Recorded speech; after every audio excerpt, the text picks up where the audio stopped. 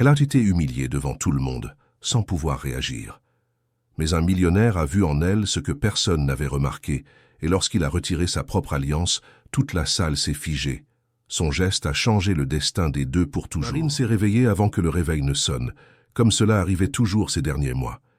Son corps était déjà habitué à cette routine éreintante, qui commençait alors que le soleil se levait encore timidement sur les immeubles de Paris. Elle ouvrit lentement les yeux, sentant chaque muscle se plaindre de la fatigue accumulée. Son dos lui faisait mal, ses pieds semblaient peser des tonnes, mais il n'y avait pas de temps pour les lamentations. Il n'y en avait jamais.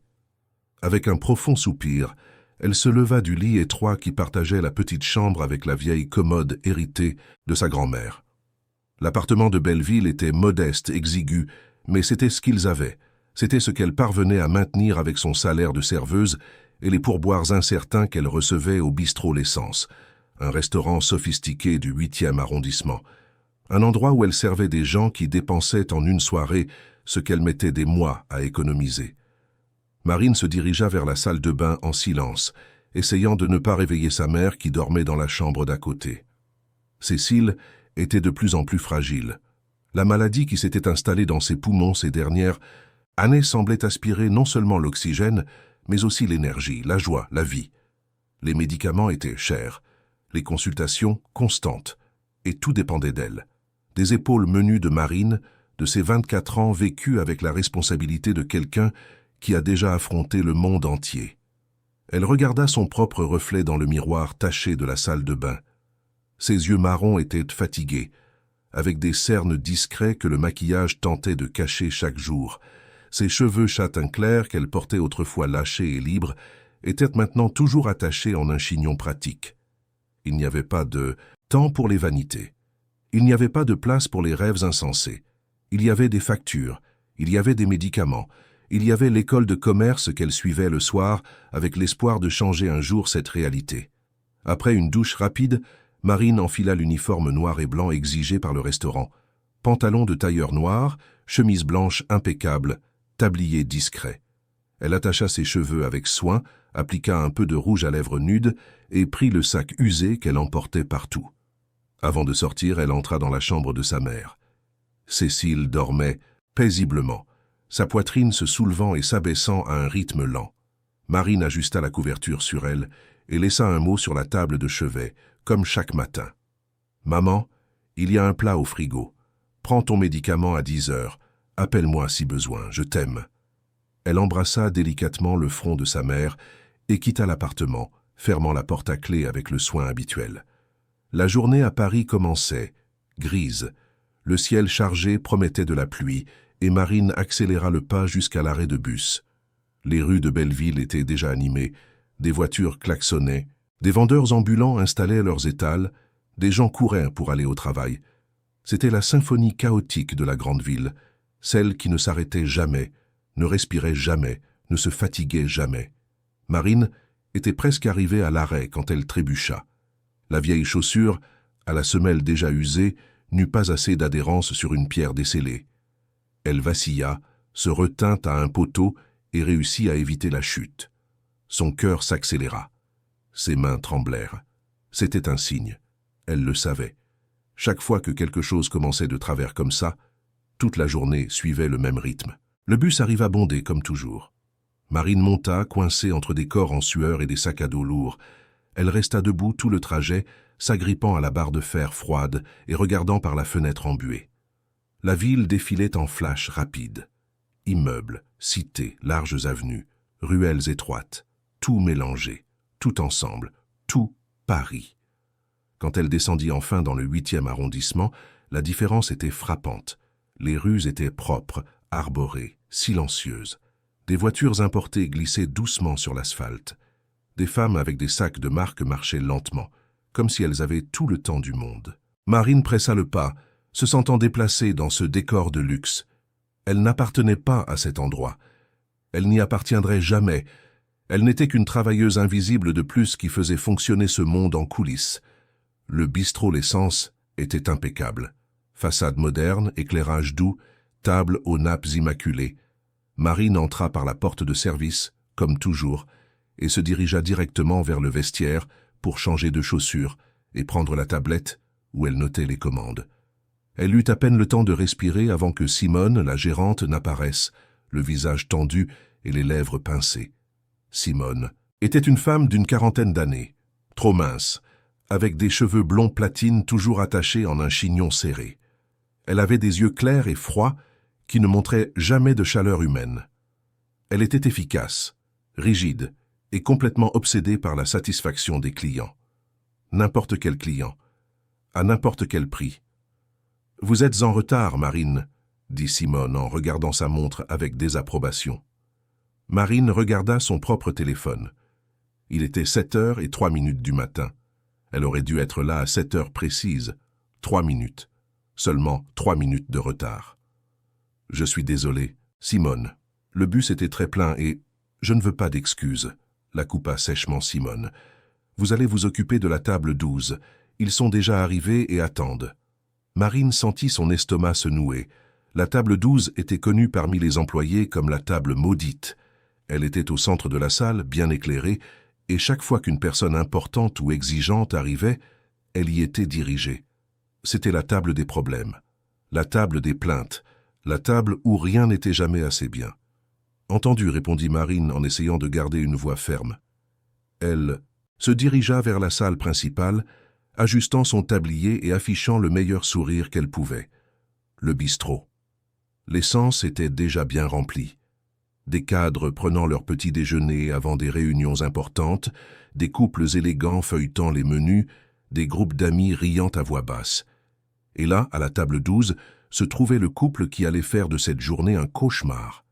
Ils étaient exactement le type de clients que Marine avait appris à craindre. La femme devait avoir une 50aine d'années, mais semblait lutter contre chaque ride avec toutes les armes de la médecine esthétique. Le visage était trop tiré, les lèvres trop gonflées, la peau trop brillante. Elle portait une robe beige qui coûtait probablement plus que ce que Marine gagnait en 6 mois. Des bijoux scintillaient à son cou et à ses poignets. Elle avait cet air de supériorité de celle qui n'a jamais eu besoin de demander quoi que ce soit dans la vie. Elle ne faisait qu'exiger. Le mari était plus discret, mais tout aussi arrogant. Cheveux grisonnants impeccablement coiffés, costume sur mesure, montre lourde au poignet. Il regarda à peine Marine quand elle s'approcha. Pour lui, elle faisait partie du mobilier, un objet, utile mais dispensable. « Bonjour », commença Marine avec la voix polie qu'elle avait entraînée pendant des années. « Soyez les bienvenus au bistrot L'Essence. Je m'appelle Marine et je vais m'occuper de vous aujourd'hui. Puis-je commencer par vous apporter quelque chose à boire ?» La femme ne leva même pas les yeux de son téléphone. « Cette table est bancale, la nappe est tachée, et cette serviette est mal pliée. Changez tout. » Marine regarda la table. Il n'y avait pas de tache. La nappe était parfaitement alignée. La serviette était pliée exactement selon les standards de la maison. Mais elle ne discuta pas. Elle ne discutait jamais. « Bien sûr, je m'en occupe tout de suite. » Elle retourna en cuisine, prit une autre nappe, d'autres serviettes, et refit toute la mise en place de la table avec un soin extrême. Le couple ne la remercia même pas. Ils la regardèrent à peine. Quand elle prit enfin les commandes, la femme s'assura d'énumérer chaque détail d'un ton qui laissait entendre qu'elle s'attendait à ce que Marine se trompe. Le café devait être fort, mais pas amer. Le pain devait être grillé, mais pas brûlé. Le beurre devait être froid, mais pas dur. C'était impossible de bien faire. Marine nota tout, répéta la commande pour confirmer et se dirigea vers la cuisine pour transmettre les ordres à l'équipe. Les cuisiniers levèrent les yeux au ciel en voyant de quelle table venait la commande. Tout le monde connaissait ce type de client. Tout le monde savait que peu importe la perfection du service, il y aurait toujours une plainte. 15 minutes plus tard, Marine retourna dans la salle avec le plateau soigneusement équilibré. Café fumant, pain doré, beurre froid, confitures artisanales. Tout était impeccable. Tout était parfait. Elle s'approcha de la table 12A, pas lent et ferme, concentrée pour ne rien laisser vaciller. C'est alors que c'est arrivé. La femme, sans même regarder derrière elle, souleva son sac en cuir d'un mouvement brusque et rapide. L'anse heurta violemment le bras de Marine. Le plateau se déséquilibra. Marine tenta de le retenir, mais son corps fatigué ne réagit pas à temps. Le verre d'eau glissa, se renversa et tomba. L'eau glacée se répandit sur la table et éclaboussa directement la robe beige de la cliente. Le temps sembla s'arrêter. La femme se leva d'un bond, regardant sa propre robe avec une expression d'horreur et de fureur. Le mari se leva également, les yeux écarquillés. Toute la salle se tut, toutes les conversations cessèrent, tous les regards se tournèrent vers la table 12. « Espèce d'idiote !» cria la femme, sa voix résonnant dans le restaurant. « Regardez ce que vous avez fait. Cette robe a coûté 3 000 €. 3 000. Vous avez une idée de ce que c'est, ou vous êtes trop stupide pour comprendre ?» Marine resta paralysée. Son cœur battait la chamade. Ses mains tremblaient. Elle voulait s'expliquer, dire que c'était un accident, que c'était la femme qui avait levé son sac sans prévenir. Mais les mots ne sortaient pas.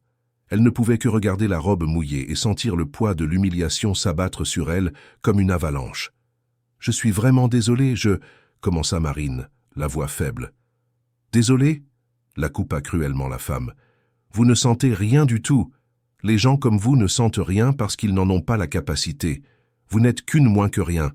Une moins que rien qui n'est même pas capable de servir de l'eau. » Les mots étaient des couteaux. Chacun coupait, plus profondément que le précédent. Marine sentit ses yeux brûler, mais elle ne pouvait pas pleurer. Pas là, pas devant tout le monde. Elle ravala ses larmes, se mordit la lèvre et resta debout, la tête basse, attendant que cela se termine vite. Le mari de la femme se joignit à l'attaque. « Où est la gérante ? Je veux que cette incompétente soit renvoyée sur le champ. Maintenant. On paye cher pour être bien servi ici et on doit supporter ce genre de situation. » Inadmissible.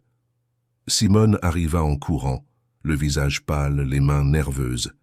Elle regarda Marine avec un mélange de colère et de désespoir. Puis elle regarda le couple et commença à s'excuser abondamment. « Je suis sincèrement navrée. Cela n'aurait jamais dû arriver. Nous allons régler ça immédiatement. Nous paierons pour la robe, pour le pressing, pour tout. Et l'employé sera sanctionné comme il se doit. » Sanctionné ?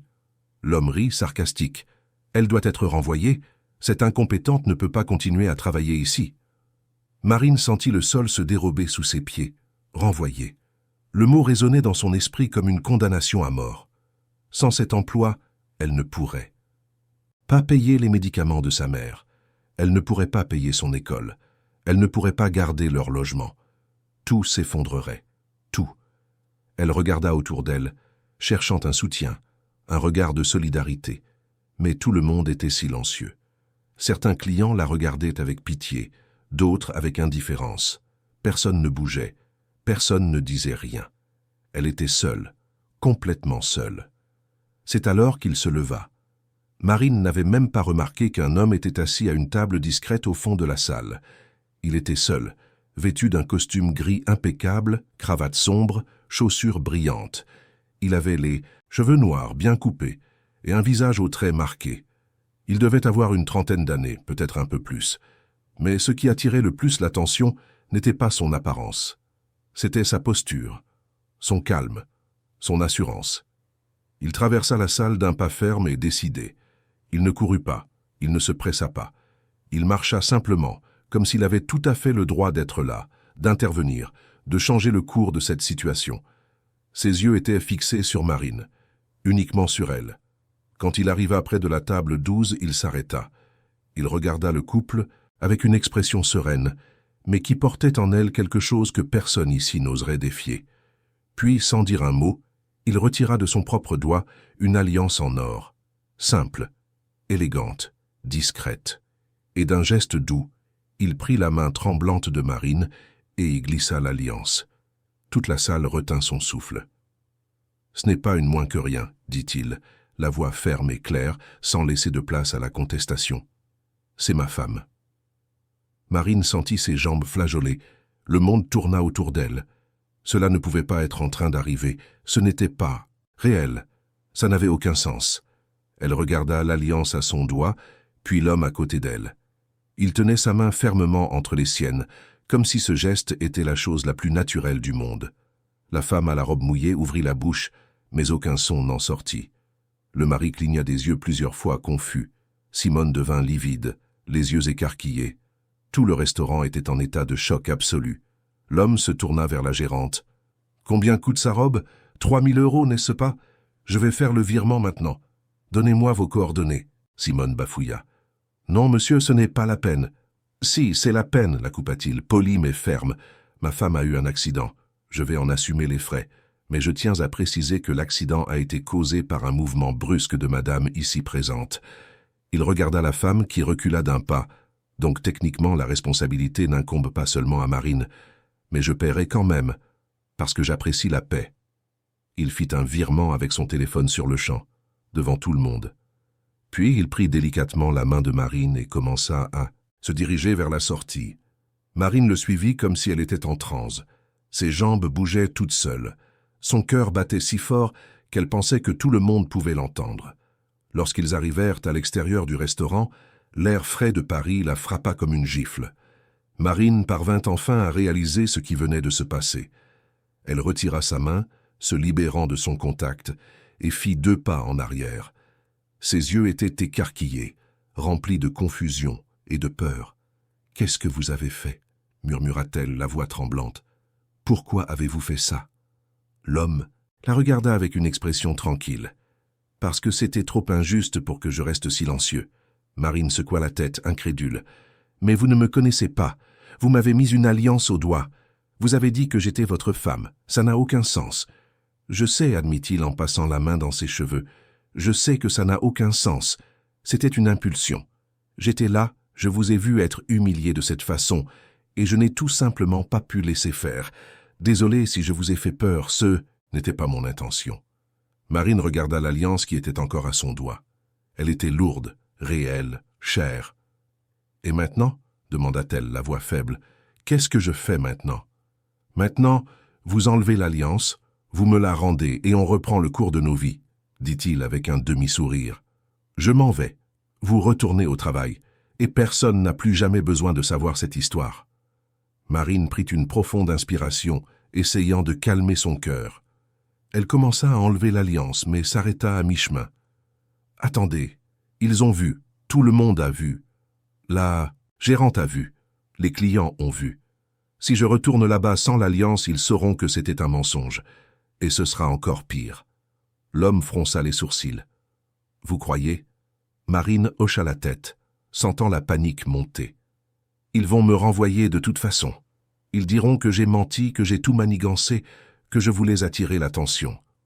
Ils vont me crucifier. » Il resta silencieux quelques secondes, réfléchissant.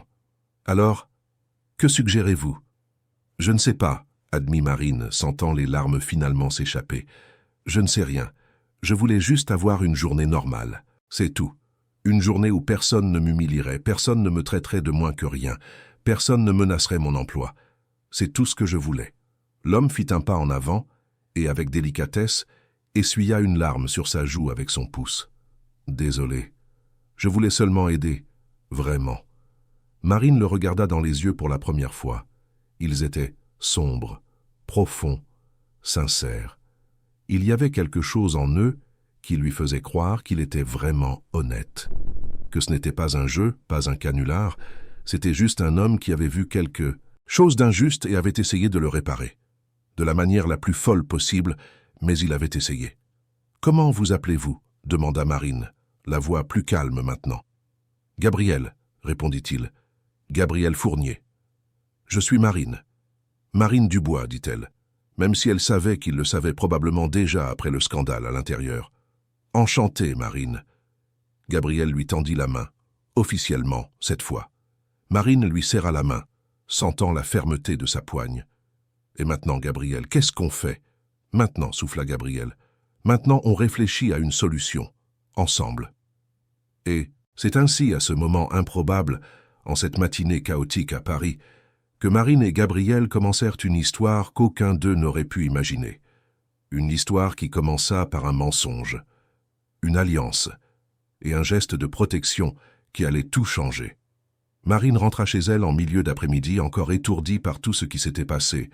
Simone l'avait laissée partir plus tôt, disant qu'il valait mieux qu'elle se repose et revienne le lendemain l'esprit clair. En réalité, Marine savait que la gérante voulait juste du temps pour réfléchir à la manière de gérer cette situation inhabituelle. Un client riche avait publiquement affirmé être marié à une serveuse. Ce n'était pas exactement le genre d'histoire que le bistrot L'Essence voulait voir circuler. Elle monta lentement les escaliers de l'immeuble, sentant le poids de chaque marche. L'alliance de Gabriel était toujours à son doigt. Elle avait essayé de la lui rendre sur place devant le restaurant, mais il avait insisté. « Garde-la pour l'instant, jusqu'à ce qu'on décide quoi faire. » avait-il dit, avant de noter son numéro de téléphone et de lui demander de le contacter si elle avait besoin de quoi que ce soit. Marine ne savait pas si c'était réel ou si elle vivait un rêve étrange. Quand elle ouvrit la porte de l'appartement, elle trouva sa mère assise sur le canapé, regardant un vieux feuilleton sur la petite télévision du salon. Cécile leva les yeux et sourit en voyant sa fille, mais le sourire disparut quand elle remarqua l'expression abattue sur le visage de Marine. « Ma chérie, qu'est-ce qui s'est passé? Tu vas bien ?» Cécile se leva avec difficulté, la respiration un peu haletante. Marine se précipita vers elle et la prit par le bras, l'aidant à se rasseoir. « Je vais bien, maman, c'était juste. Une journée compliquée, » dit Marine, en essayant de paraître calme. Cécile la regarda avec ses yeux marrons qui voyaient tout, qui connaissaient chaque mensonge, chaque vérité cachée. « Compliqué comment ?» Marine prit une profonde inspiration. Elle savait qu'elle ne pouvait pas cacher cela à sa mère. Pas pour longtemps. Alors elle s'assit à côté d'elle sur le canapé et commença à raconter. Elle raconta l'humiliation à la table 12, la robe mouillée, les cris et les insultes. Elle raconta l'homme qui s'était levé au fond de la salle, et quand elle arriva à la partie de l'alliance, elle leva sa main gauche, montrant l'anneau en or qui brillait doucement sous la lumière de l'après-midi. Cécile écarquilla les yeux. « Marine, qu'est-ce que c'est que ça ?»« C'est une alliance, maman, » dit Marine, la voix basse. « Il l'a mise à mon doigt et a dit à tout le monde que j'étais sa femme, pour me protéger, pour faire en sorte que ces gens arrêtent de m'humilier. » Cécile prit la main de sa fille et examina attentivement l'alliance. Elle était lourde, bien faite, clairement chère. « Qui est-il? Tu connais cet homme? »« Non, » admit Marine. « Je ne l'avais jamais vu auparavant. Il a dit qu'il s'appelait Gabriel, qu'il a fait ça sur une impulsion, qu'il n'a pas pu rester silencieux en voyant tout ça. » Cécile lâcha la main de Marine et s'adossa au canapé, digérant l'information. « Un inconnu t'a mis une alliance au doigt et a dit que vous étiez mariés. »« Oui, » confirma Marine, « je sais que ça semble fou. »« Ça semble? Ma chérie, c'est de la folie !» s'exclama Cécile, mais il y avait plus d'inquiétude que de colère dans sa voix. « Et maintenant, qu'est-ce que tu vas faire ?»« Je ne sais pas, » avoua Marine, sentant les larmes revenir. « Je voulais lui rendre l'alliance et oublier tout ça, mais ensuite j'ai pensé que si je retournais au restaurant demain sans elle, il saurait que c'était un mensonge. Et là, la situation serait encore pire. Il penserait que j'ai tout manigancé, que je voulais attirer l'attention. La gérante cherchait déjà une excuse pour me renvoyer.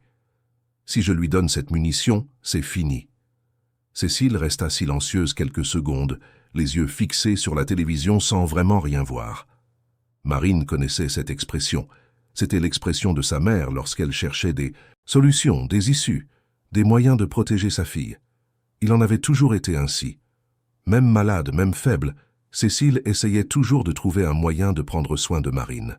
« Alors, maintiens l'histoire », dit finalement Cécile en regardant sa fille. « Pour l'instant, juste le temps que les choses se calment. Quelques semaines, peut-être un mois. Ensuite, vous direz que ça n'a pas marché, que vous avez décidé de vous séparer, et voilà. Chacun reprend sa vie. » Marine cligna des yeux, surprise. « Tu penses que ça peut fonctionner ?»« Je ne sais pas, » admit Cécile. « Mais c'est mieux que de perdre ton emploi maintenant. On a besoin de cet argent, Marine, tu le sais. Les médicaments, l'école, le loyer, on ne peut pas se permettre que tu sois au chômage. » Marine savait que sa mère avait raison. Aussi absurde que soit la situation, leur réalité financière était plus urgente. Mais prétendre être mariée à un inconnu, comment cela allait-il fonctionner? Ils ne se connaissaient même pas. Ils ne savaient rien l'un de l'autre. Comment allait-il maintenir ce mensonge?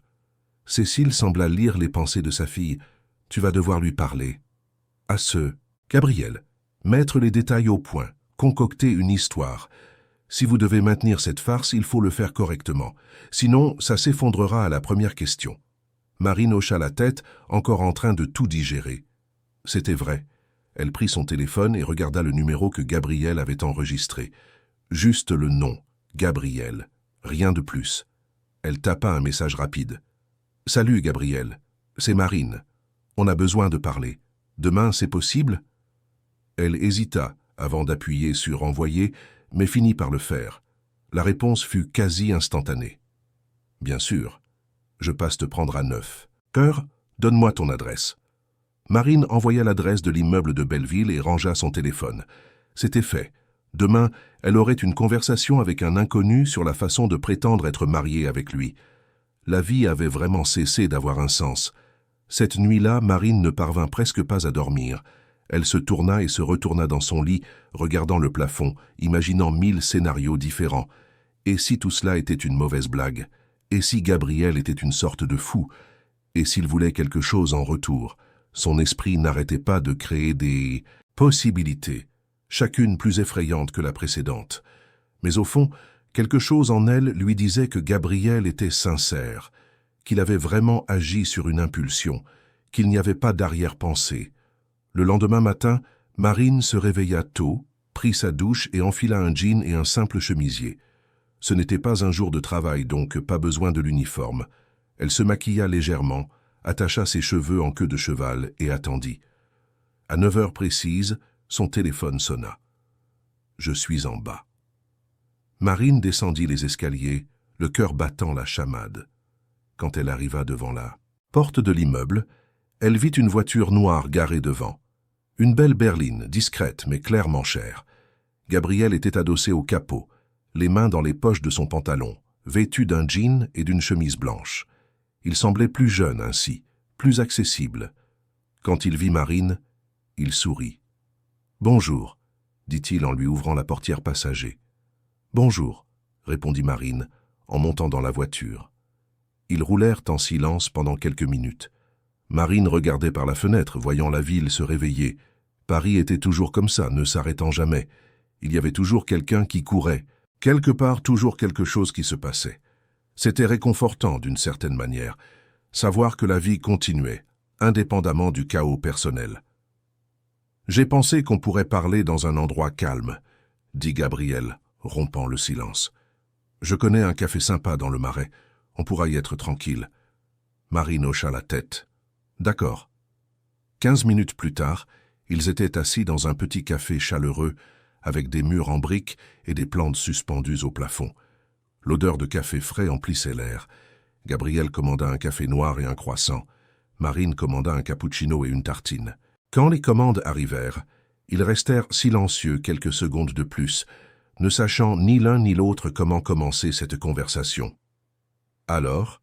dit finalement Gabriel. « La situation est devenue un peu compliquée, non ?» Marine eut un rire sans joie. Compliqué est une façon légère de le décrire. « Désolé pour ça, dit-il sincèrement. Vraiment. Je n'ai pas pensé aux conséquences. J'ai juste agi. Je fais toujours ça. Ma sœur n'arrête pas de me dire que je dois réfléchir davantage avant d'agir. » Marine prit une gorgée de son cappuccino.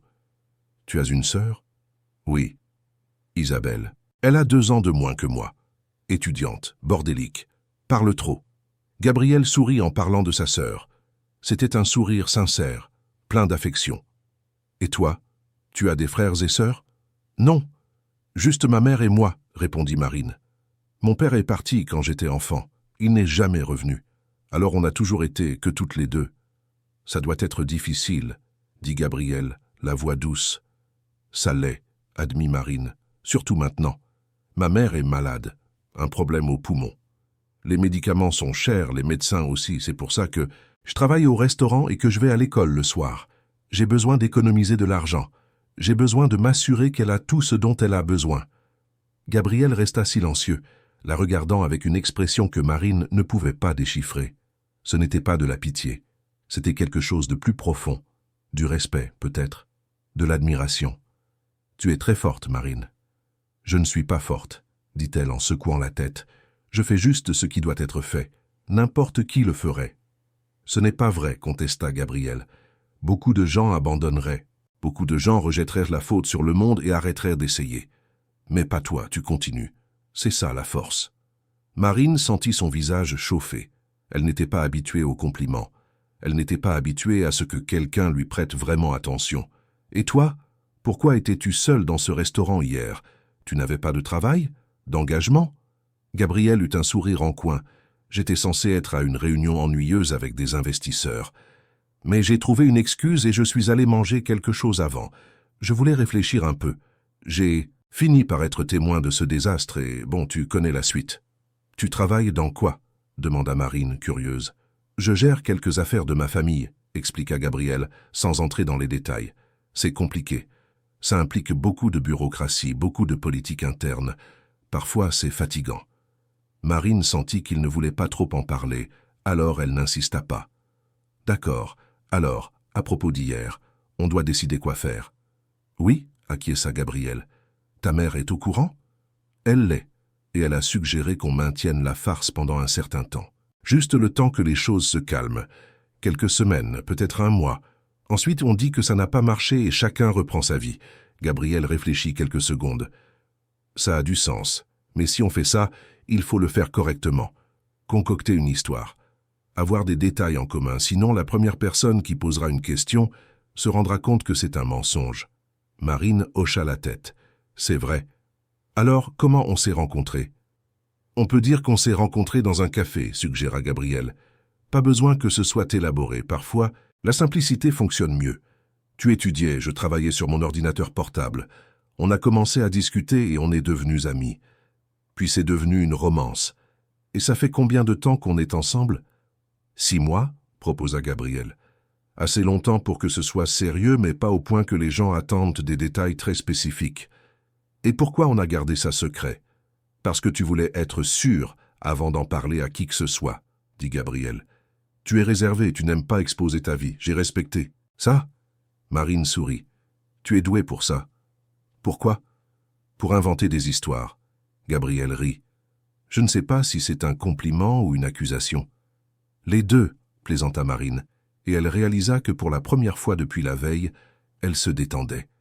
Gabriel avait quelque chose qui la mettait à l'aise.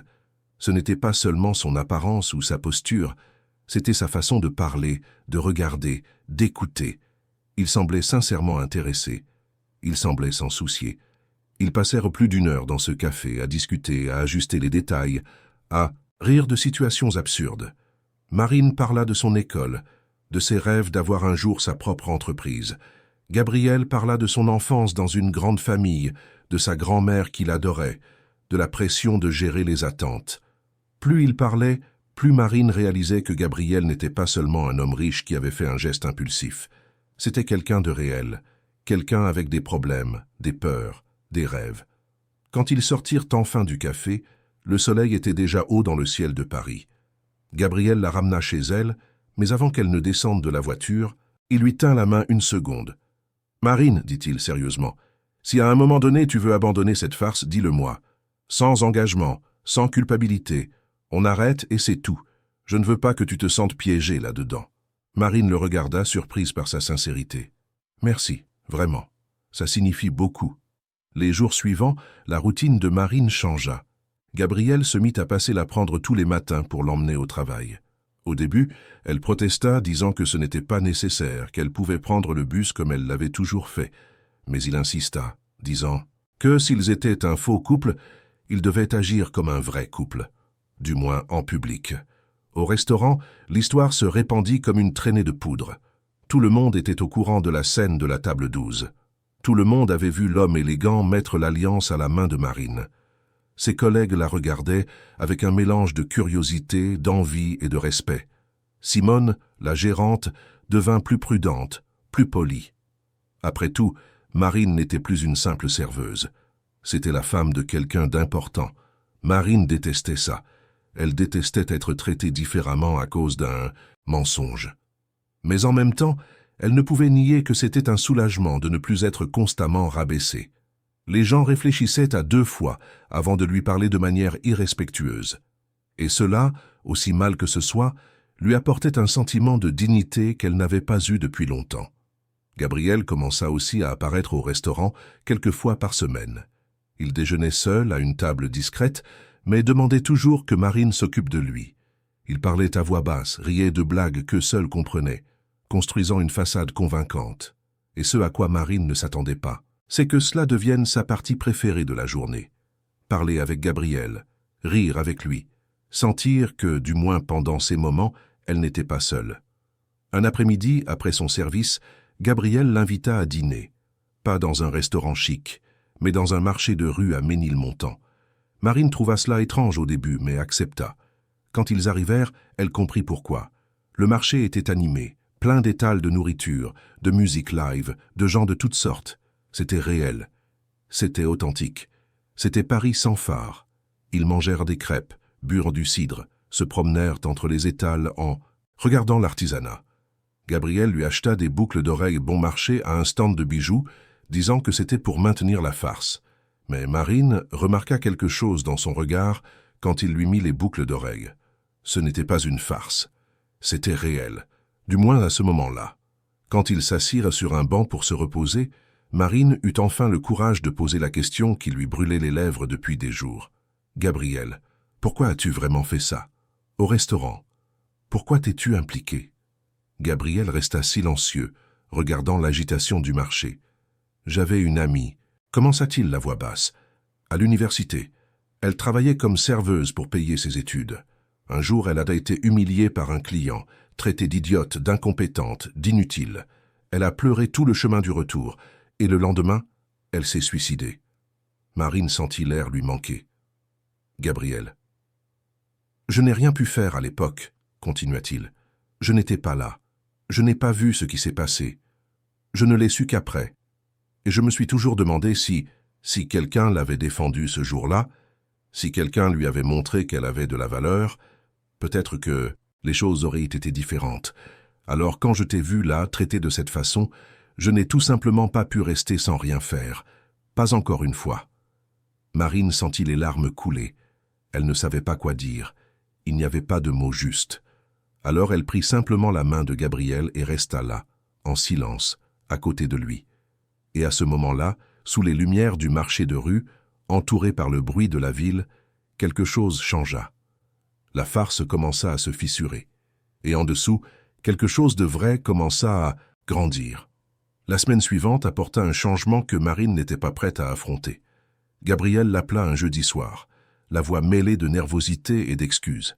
« Il faut qu'on parle, » dit-il. « C'est à propos de ma famille. » Marine sentit son estomac se nouer. Elle était sur le canapé en train de réviser pour un examen de comptabilité quand le téléphone sonna. Sa mère dormait dans sa chambre et la télévision était allumée à faible volume, juste pour lui tenir compagnie. « Qu'est-ce qui s'est passé ?» demanda-t-elle en fermant son livre. « Ma mère a découvert, » expliqua Gabriel. « Quelqu'un lui a parlé de la scène au restaurant, de l'Alliance. Et maintenant, elle veut te rencontrer. Elle veut que tu viennes dîner à la maison samedi. » Marine sentit son sang se glacer. Dîner. Avec sa famille. Elle n'avait jamais pensé que la farce irait aussi loin. Elle pensait que ce serait quelque chose juste entre eux, quelque chose de contrôlé, qui n'impliquerait personne d'autre. Mais maintenant, elle était convoquée pour dîner chez la famille de Gabriel, une famille qui, elle l'imaginait, était complètement différente de sa réalité. « Gabriel, je ne sais pas si je peux faire ça, » admit Marine, la voix tremblante. « Rencontrer ta famille, prétendre être ta femme devant eux, c'est beaucoup, c'est trop. »« Je sais, » dit-il doucement. « Je sais que c'est beaucoup demandé. Mais si on ne le fait pas, ma mère va commencer à enquêter. Et si elle découvre que c'est un mensonge, ce sera pire. Pour nous deux. Elle est compliquée. » Marine prit une profonde inspiration, essayant d'organiser ses pensées. « Compliquée comment ?»« Du genre à ne pas accepter d'être trompée, » expliqua Gabriel. « Elle est forte, intelligente, observatrice. Si elle se doute de quelque chose, elle ira jusqu'au bout pour découvrir la vérité. Et je préfère éviter ça. Pour moi et pour toi. » Marine resta silencieuse, réfléchissant. Elle savait que Gabriel avait raison. Si elle refusait, elle éveillerait les soupçons. Et si sa famille découvrait que tout était un mensonge, les conséquences seraient imprévisibles. Pour elle, pour son emploi, pour tout. « D'accord, » finit-elle par accepter. « J'irai. Mais tu devras m'aider. Me dire quoi faire, comment agir. Je n'ai jamais été à un dîner de famille, encore moins dans un hôtel particulier. » « Ce n'est pas aussi effrayant que ça en a l'air, » tenta de la rassurer Gabriel. « Ma mère est sérieuse, mais elle n'est pas méchante. Ma grand-mère est la plus tranquille de toutes. Et ma sœur, eh bien, elle va t'adorer. Isabelle adore tout le monde. Marine eut un rire sans joie. J'espère que tu as raison. Le samedi après-midi, Marine était en panique. Elle avait retourné sa garde-robe 3 fois, essayant de trouver quelque chose d'approprié à porter. La plupart de ses vêtements étaient trop simples, trop vieux, trop usés. Rien ne semblait convenir pour un dîner dans un hôtel particulier. Cécile, voyant le désespoir de sa fille, lui suggéra de porter la robe bleu marine qu'elle avait achetée pour la remise des diplômes du lycée. C'était la seule robe vraiment jolie que Marine possédait. Elle se prépara avec soin. Elle passa la robe, se maquilla légèrement, lâcha ses cheveux qui étaient presque toujours attachés. Quand elle se regarda dans le miroir, elle reconnut à peine sa propre image. Elle était jolie, simple, mais jolie. L'alliance de Gabriel brillait à son doigt, un rappel constant du mensonge qu'elle vivait. Quand Gabriel arriva pour la chercher, il s'arrêta un instant sur le seuil, les yeux fixés sur elle. « Tu es magnifique, dit-il. » Et il y avait quelque chose dans sa voix qui fit accélérer le cœur de Marine. « Merci, murmura-t-elle, sentant son visage chauffer. « Toi aussi, tu es très bien. » Gabriel portait un costume bleu foncé, sans cravate, avec le premier bouton de sa chemise ouvert. Il était élégant, mais pas trop. Il lui offrit son bras et ensemble, ils descendirent jusqu'à la voiture. Pendant le trajet vers la maison de sa famille, Gabriel lui donna des détails. Sa mère, Béatrice, était une avocate à la retraite. Rigide, élégante, habituée à tout contrôler. Son père était décédé il y a 5 ans. Et depuis, elle gérait les affaires familiales d'une main de fer. Sa grand-mère, Madame Hélène, vivait avec eux. C'était la matriarche, celle qui avait le dernier mot sur tout, mais aussi la plus compréhensive. Et Isabelle, sa sœur, était en 3e année d'architecture. Bavarde, curieuse, sans filtre. Marine absorbait chaque information comme si elle étudiait pour un examen. Elle devait réussir. Elle ne pouvait pas décevoir Gabriel. Elle ne pouvait pas tout gâcher. Lorsque la voiture entra dans une résidence privée à Neuilly-sur-Seine, Marine retint son souffle. Les maisons étaient immenses, avec des jardins impeccables et des voitures de luxe garées dans les allées. Le portail de la maison des Fournier s'ouvrit automatiquement, et ils entrèrent dans une propriété qui semblait tout droit sortie d'un magazine. La maison était moderne, toute blanche, avec d'immenses baies vitrées et une façade minimaliste. Le jardin avait des arbres bien entretenus, un chemin de pierre et une fontaine au centre. Marine sentit ses jambes trembler en descendant de la voiture. Gabriel lui prit la main, sentant sa nervosité. « Calme-toi, » murmura-t-il. « Tout va bien se passer. » La porte s'ouvrit avant même qu'il n'arrive, et une jeune femme apparut en courant. Elle avait des cheveux bruns ondulés jusqu'aux épaules, de grands yeux et un sourire radieux. « Isabelle, vous avez mis le temps !» s'exclama-t-elle, serrant Gabriel dans ses bras, puis, sans cérémonie, serrant aussi Marine. « Tu dois être Marine. Mon Dieu, tu es encore plus jolie que je ne l'imaginais. » Marine resta sans réaction une seconde, puis rendit timidement l'étreinte. « Salut Isabelle, enchanté de te rencontrer. Le plaisir est pour moi. » Isabelle entraîna pratiquement Marine à l'intérieur de la maison. « Venez, venez. Tout le monde est impatient de te rencontrer. Ma grand-mère a déjà posé 1000 questions sur toi. Ma mère est... Eh bien, ma mère est ma mère. Mais ne t'inquiète pas, elle est dure, mais elle a un cœur. » L'intérieur de la maison était encore plus impressionnant. Le sol était en marbre clair, les murs étaient ornés de tableaux modernes, et tout était spacieux, propre, organisé. Marine se sentit complètement déplacée, mais elle n'eut pas le temps de réaliser quoi que ce soit, car elle fut rapidement conduite au salon, où 2 femmes étaient assises. La première était clairement la mère de Gabriel. Béatrice Fournier avait environ 55 ans, les cheveux sombres attachés en un chignon bas, une élégante robe noire et une posture qui respirait l'autorité. Elle se leva lorsque Marine entra, et ses yeux analysèrent chaque détail, chaque centimètre, chaque défaut. La seconde femme était plus âgée. Elle devait avoir dans les 70 ans, mais avait une lueur dans les yeux qui témoignait de sa vivacité. Madame Hélène avait des cheveux gris courts, portait une discrète robe à fleurs et avait un doux sourire sur le visage. Elle se leva également, mais contrairement à Béatrice, elle se dirigea vers Marine et la serra chaleureusement dans ses bras. « Ma chère, quelle joie de vous rencontrer enfin, dit Madame Hélène, la voix douce. Gabriel parle tellement de vous que j'étais devenue curieuse. » Marine sourit, sentant une partie de la tension se dissiper. « Le plaisir est pour moi, Madame Hélène. » Béatrice tendit formellement la main. « Marine. »« C'est un plaisir, dit-elle, la voix polie mais froide. J'espère que vous vous sentez à l'aise. »« Oui, merci. » Marine lui serra la main, sentant la fermeté de sa poigne. Le dîner fut servi dans la salle à manger, une immense pièce avec une table en bois sombre qui pouvait facilement accueillir 12 personnes. Les assiettes étaient en porcelaine fine, les couverts brillaient et tout semblait sorti d'un film. Marine s'assit entre Gabriel et Madame Hélène, remerciant mentalement pour cette disposition. Isabelle s'assit de l'autre côté et ne cessa de parler une seule minute. « Alors, Marine, Gabriel m'a dit que vous vous étiez rencontrés dans un café, » commença Isabelle, enthousiaste. « Je trouve ça tellement romantique, comme dans un film, tu sais. 2 personnes qui vivaient leur vie et tout à coup, boum, elles se rencontrent. »« Oui, c'était un peu comme ça, » dit Marine en essayant de paraître naturelle. « J'étudiais, il travaillait, on a commencé à discuter et les choses se sont faites. »« Et ça fait combien de temps que vous êtes ensemble ?» demanda Béatrice, les yeux fixés sur Marine. « 6 mois, » répondit Gabriel, avant que Marine ne puisse réfléchir. « C'était rapide, je sais. Mais quand on sait, on sait. » Madame Hélène sourit. « Votre grand-père m'a demandé en mariage au bout de 3 semaines. Tout le monde disait qu'on était fous. Nous sommes restés mariés 48 ans jusqu'à son départ. Alors, 6 mois, c'est bien assez quand c'est la bonne personne. » Marine sentit une chaleur dans sa poitrine à ces mots. Madame Hélène avait une façon de rendre tout moins effrayant.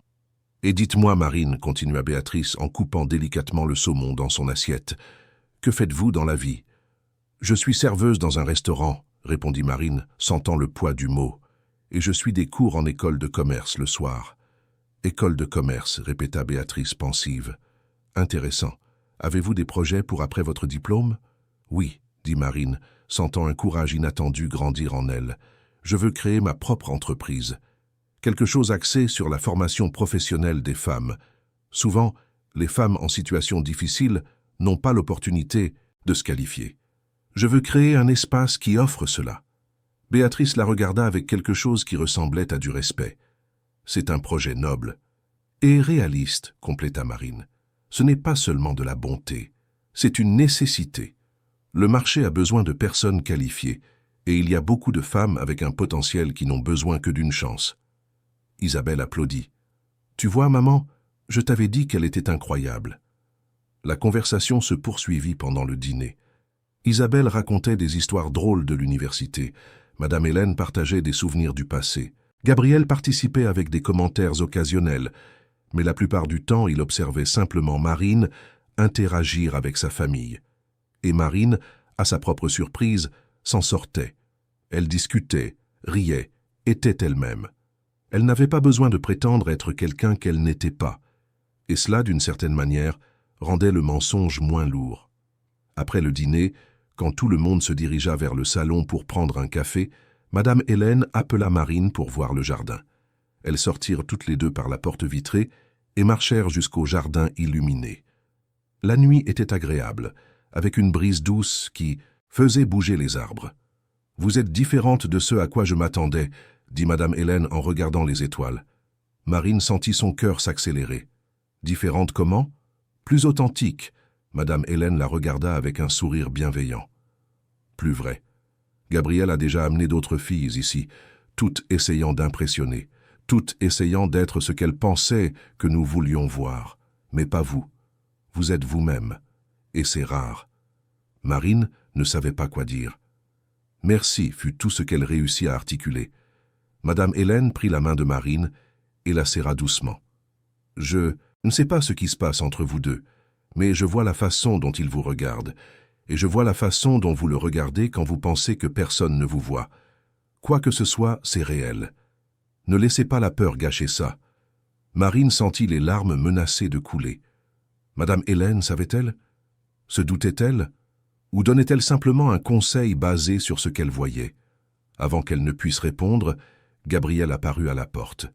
« Tout va bien, vous deux ?» demanda-t-il. Nous allons très bien, dit Madame Hélène, en lâchant la main de Marine.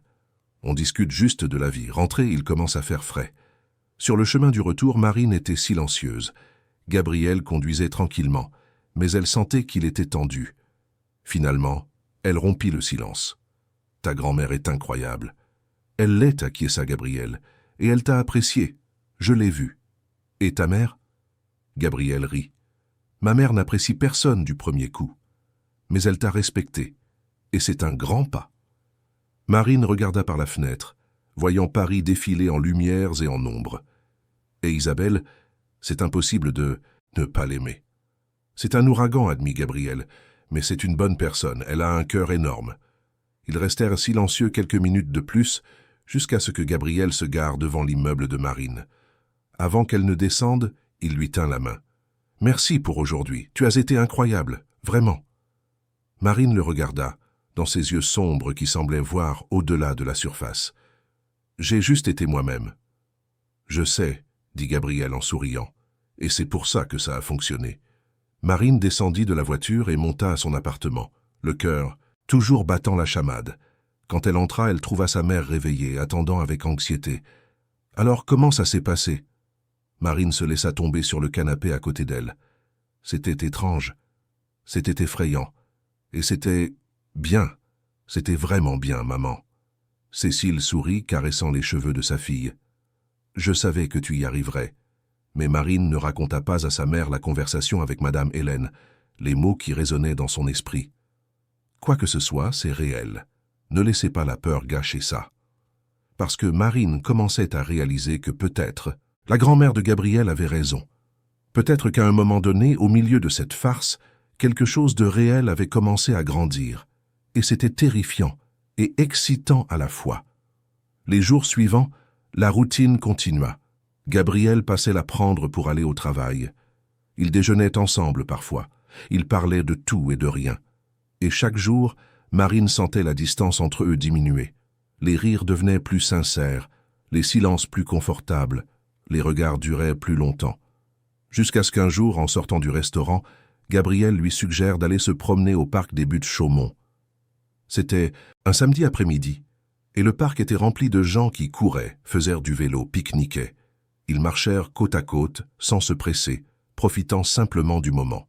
C'est alors qu'une voix les interrompit. « Gabriel ? Gabriel Fournier ?» Ils se retournèrent et virent une femme s'approcher.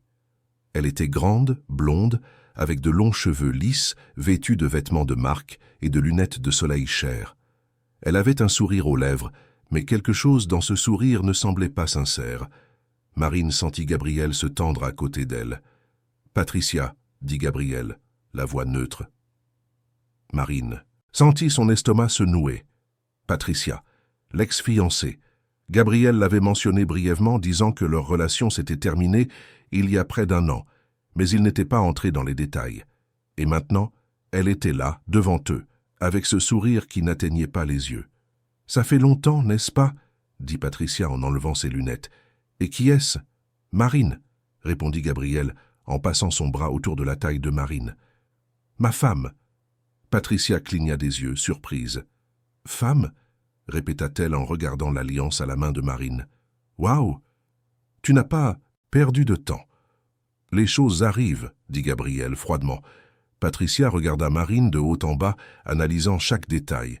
« Et toi, Marine, tu fais quoi dans la vie ?»« Je suis serveuse, » répondit Marine en relevant le menton, « et j'étudie en école de commerce. »« Intéressant, » dit Patricia, mais le ton laissait clairement entendre qu'elle ne trouvait rien d'intéressant, bien différent de ce que Gabriel avait l'habitude de choisir.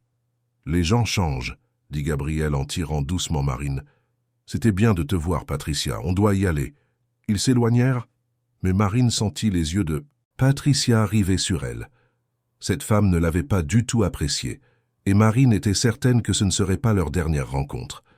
Il y avait quelque chose dans le regard de Patricia qui promettait des ennuis, et Marine, pour la première fois, sentit que la farce était sur le point de devenir encore plus compliquée. Dans les semaines qui suivirent la rencontre au parc, Marine commença à remarquer des changements subtils dans sa routine. Patricia avait refait surface comme une ombre gênante qui apparaissait aux endroits les plus inattendus. Un jour, elle prenait un café dans le café où Marine et Gabriel se retrouvaient habituellement. Une autre fois, elle est apparue au bistrot L'Essence, prétendant avoir beaucoup entendu parler de l'endroit. Toujours avec ce faux sourire, toujours avec des commentaires apparemment innocents qui cachaient des pics acérés. Marine était en train de nettoyer une table lorsque Patricia entra dans le restaurant pour la 3e fois ce mois-ci. C'était un mardi matin, et le service était calme. Patricia s'assit dans la zone de Marine et attendit avec une posture impeccable, consultant son téléphone comme si elle n'avait aucune intention particulière d'être là.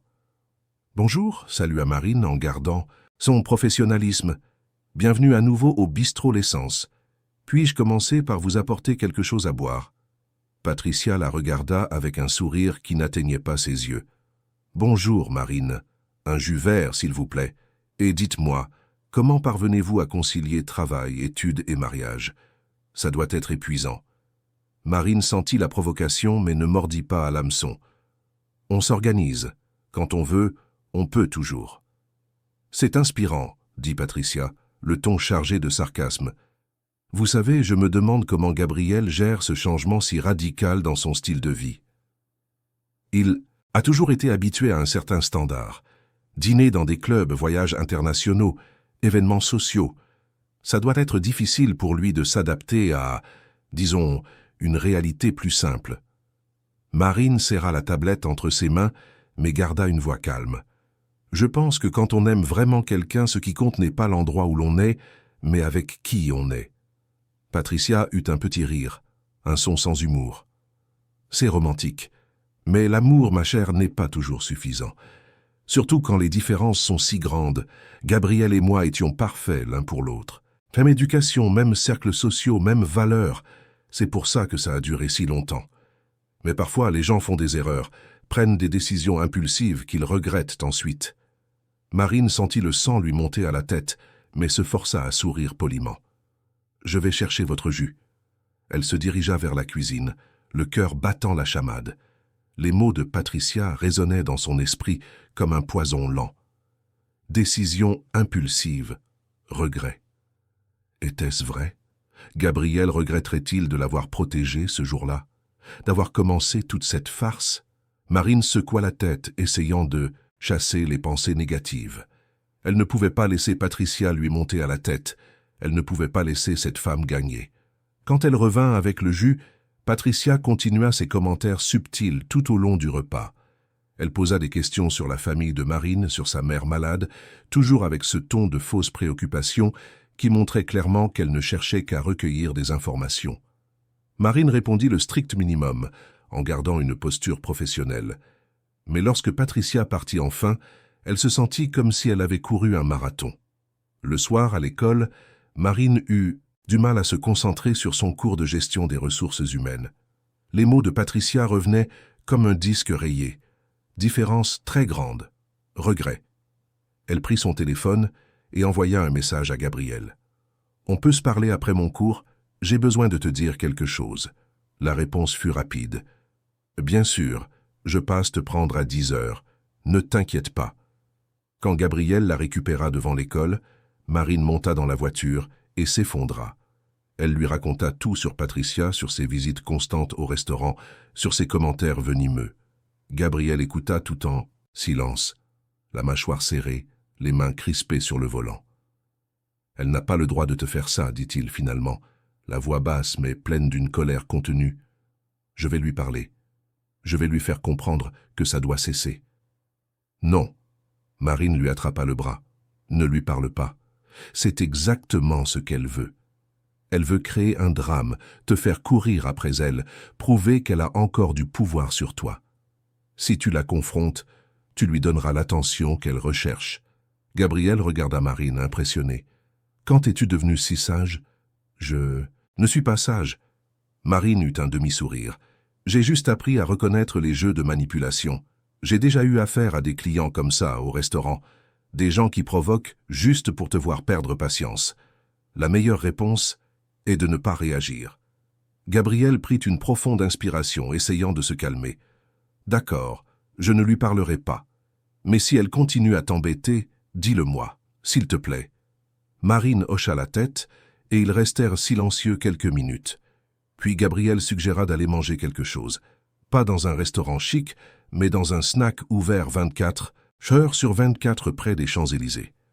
Ils commandèrent des hamburgers et des frites, s'assirent à une vieille table en formica et parlèrent de choses banales, de mauvais films, de chansons qui ne sortaient pas de la tête, de blagues qu'eux seuls comprenaient.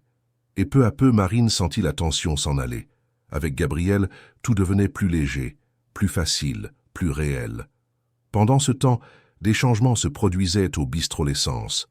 L'un des plus anciens serveurs, Robert, avait dénoncé Simone pour abus de pouvoir et harcèlement moral. La nouvelle se répandit rapidement parmi les employés. Robert était un homme calme, discret, qui ne se plaignait jamais de rien. Mais apparemment, il documentait des situations depuis des mois, des crises inutiles, des humiliations publiques, des menaces de licenciement. Tout était enregistré, tout avec des témoins. La direction du restaurant ouvrit une enquête interne, d'autres employés furent entendus, et un par un, ils commencèrent à raconter leurs propres histoires. Marine fut l'une de celles appelées à témoigner. Elle raconta les fois où elle avait été réprimandée pour des retards de quelques minutes, la pression constante, l'épisode avec le couple arrogant. Et plus elle parlait, plus elle réalisait que ce n'était pas normal, qu'elle s'était habituée à un environnement toxique en pensant que c'était ainsi que les choses devaient être.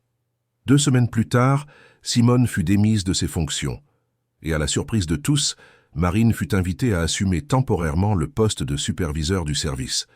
Elle fut sous le choc lorsqu'elle reçut l'invitation du directeur régional. « Moi » demanda-t-elle incrédule. « Mais il y a des serveurs ici avec beaucoup plus d'ancienneté. »« C'est vrai » acquiesça le directeur, un homme d'âge moyen nommé Charles. « Mais vous avez quelque chose que tout le monde n'a pas. Le respect de vos collègues, l'éthique et des capacités de leadership. Tout le monde ici dit du bien de vous, Marine.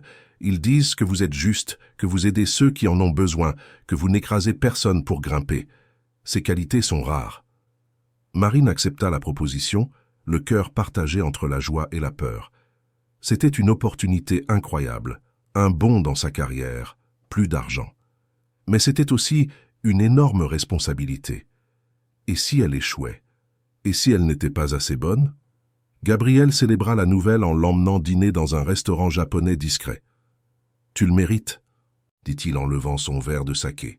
« Tu as travaillé dur, tu es restée forte même quand tout était contre toi. Maintenant, tu récoltes ce que tu as semé. » Marine sentit ses yeux s'embuer. Personne n'avait jamais célébré ses réussites de cette façon. Personne ne lui avait jamais fait sentir qu'elle était spéciale. « Merci, » murmura-t-elle, « de croire en moi. » Gabriel prit sa main sur la table. « Je croirai toujours en toi. » À ce moment-là, Marine réalisa quelque chose qui l'effraya profondément. Elle était en train de tomber amoureuse. Vraiment, ce n'était plus une farce. Ce n'était plus une comédie. C'étaient des sentiments réels qui poussaient comme des fleurs dans le béton. Et c'était dangereux, parce que quand tout cela serait terminé, quand le mensonge serait révélé, que resterait-il? Les semaines suivantes, Marine se plongea dans son nouveau travail. Elle réorganisa les plannings, mit en place des formations pour l'équipe, créa un canal de communication direct entre les employés et la direction. L'ambiance du restaurant commença à changer. Les gens souriaient plus, travaillaient mieux. Et Marine découvrit qu'elle avait le don de diriger, qu'elle aimait aider les gens à se développer, qu'elle avait du talent pour résoudre les conflits et trouver des solutions. Un après-midi, elle reçut un appel inattendu. C'était d'une association appelée Voix de femmes, qui travaillait à l'autonomisation des femmes en situation de vulnérabilité. La coordinatrice, une femme nommée Sophie, expliqua qu'elle avait lu un article sur Marine dans un journal local, sur les changements dans le monde du travail. Et elle voulait l'inviter à donner une conférence sur la dignité au travail et le dépassement de soi. Marine resta paralysée. « Moi ? Donner une conférence? Mais je ne sais pas parler en public. Je ne sais rien enseigner. » « Vous n'avez pas besoin d'enseigner, dit gentiment Sophie. Vous avez juste besoin de raconter votre histoire, de raconter comment vous avez affronté des situations difficiles et n'avez pas abandonné. C'est déjà une inspiration suffisante pour beaucoup de femmes qui traversent la même chose. » Marine hésita mais finit par accepter. Le jour de la conférence, elle tremblait. L'endroit était simple, une salle communale à Bobigny, avec une quarantaine de femmes assises sur des chaises en plastique. Des femmes de tous âges, certaines avec des enfants sur les genoux, toutes avec des yeux attentifs et pleins d'espoir. Marine commença à parler d'une voix tremblante. Elle raconta le jour où elle avait été humiliée au restaurant. Comment elle s'était sentie minuscule, invisible, sans valeur. Elle raconta son envie de disparaître, de ne plus jamais revenir. Et elle raconta ce qu'elle avait appris par la suite. Que la dignité ne vient pas de l'endroit où l'on travaille ou de combien on gagne. Que la dignité vient du fait de savoir qui l'on est et de ne laisser personne nous le faire oublier. Les femmes écoutèrent en silence. Certaines pleurèrent, d'autres hochèrent la tête. Et quand Marine termina, il y eut un applaudissement chaleureux qui la fit pleurer, aussi. Après la conférence, plusieurs femmes vinrent la remercier. Elles racontèrent leurs propres histoires, leurs propres peurs, leurs propres luttes, et Marine réalisa qu'elle n'était pas seule, qu'il y avait des milliers de femmes comme elle, essayant de survivre dans un monde qui les diminuait constamment. Gabriel l'attendait dehors. Il avait insisté pour venir, disant qu'il voulait la soutenir. Quand Marine sortit et le vit là, adossé à la voiture avec un sourire fier sur le visage, elle courut vers lui et le serra fort dans ses bras. « Merci d'être là, » dit-elle, la voix étouffée contre sa poitrine. « Je serai toujours là, » répondit Gabriel en lui caressant les cheveux. « Toujours. » Cette nuit-là, sur le chemin du retour, Marine eut enfin le courage de poser une question qui lui brûlait les lèvres depuis des semaines. « Gabriel, qu'est-ce qu'on est en train de faire ?»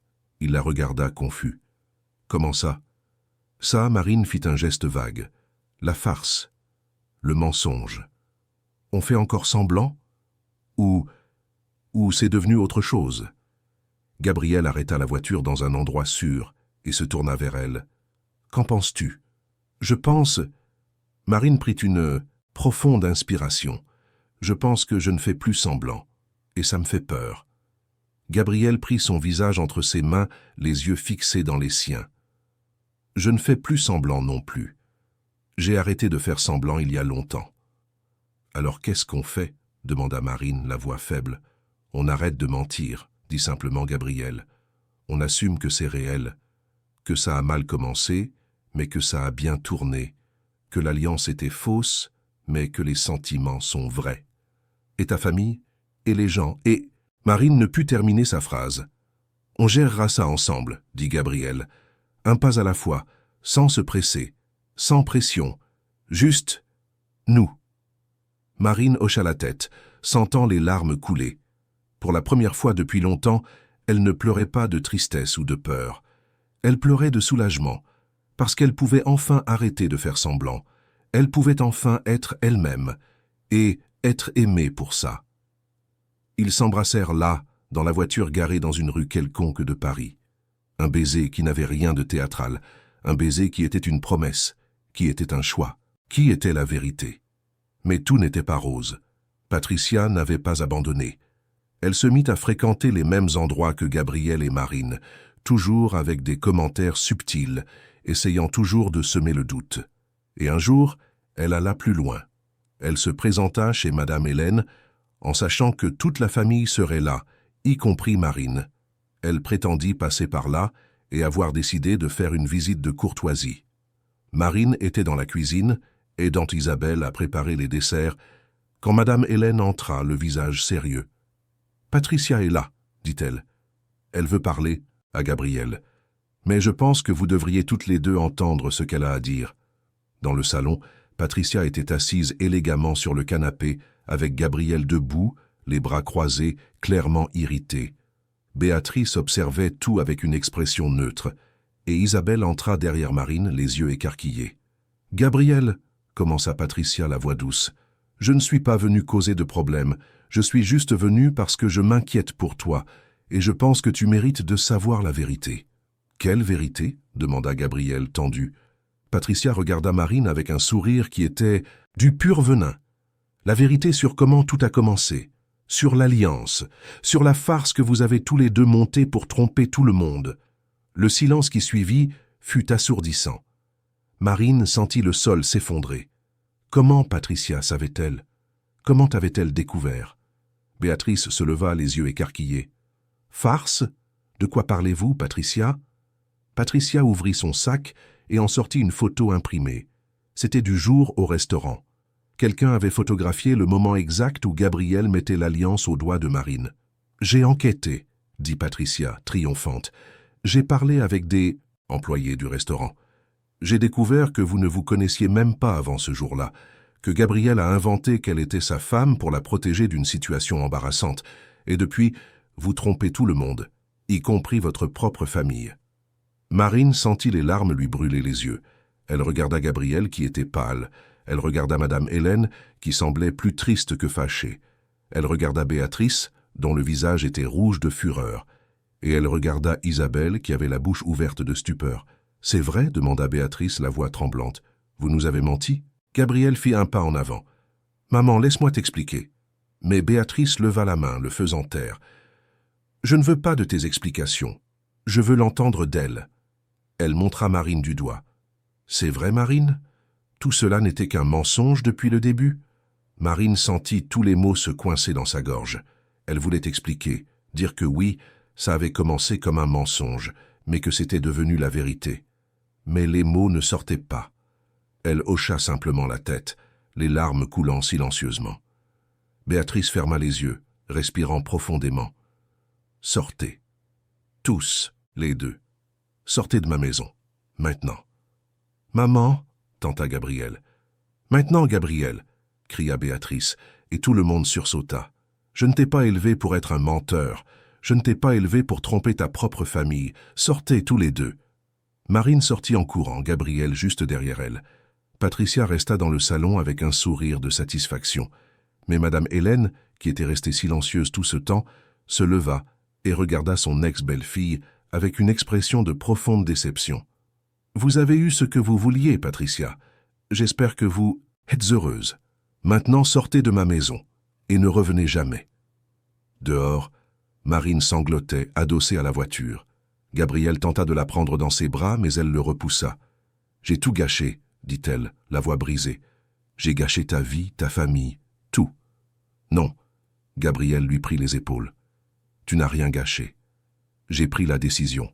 J'ai mis l'alliance. J'ai commencé tout ça. Et je ne le regrette pas. »« Mais ta mère, ta famille... » Marine pleura plus fort. « On va arranger ça, promit Gabriel. D'une manière ou d'une autre, on va réparer. Mais pour l'instant, je dois te ramener chez toi. Tu as besoin de te reposer. » Sur le chemin du retour, Marine resta silencieuse, regardant par la fenêtre. Le rêve était terminé. La farce s'était effondrée. Et maintenant, que resterait-il?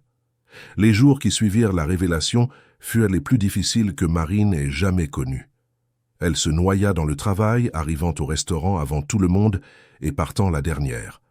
Elle évitait son téléphone, évitait de penser, évitait de ressentir. Gabriel tenta de l'appeler plusieurs fois, lui envoya des messages, mais elle ne répondait pas. Non pas qu'elle soit en colère contre lui, mais parce qu'elle ne savait pas quoi dire, parce qu'elle se sentait trop coupable pour lui faire face. La mère de Marine remarqua immédiatement le changement. Cécile trouva sa fille en pleurs dans la salle de bain au milieu de la nuit un jeudi, 3 jours après le scandale. Elle ne dit rien. Elle s'assit simplement par terre à côté de Marine et lui tint la main jusqu'à ce que les pleurs cessent. « J'ai tout gâché, maman, » dit finalement Marine, la voix rauque. « J'ai menti à ces gens. Ils m'ont accueilli chez eux, ont été gentils avec moi, et j'ai menti.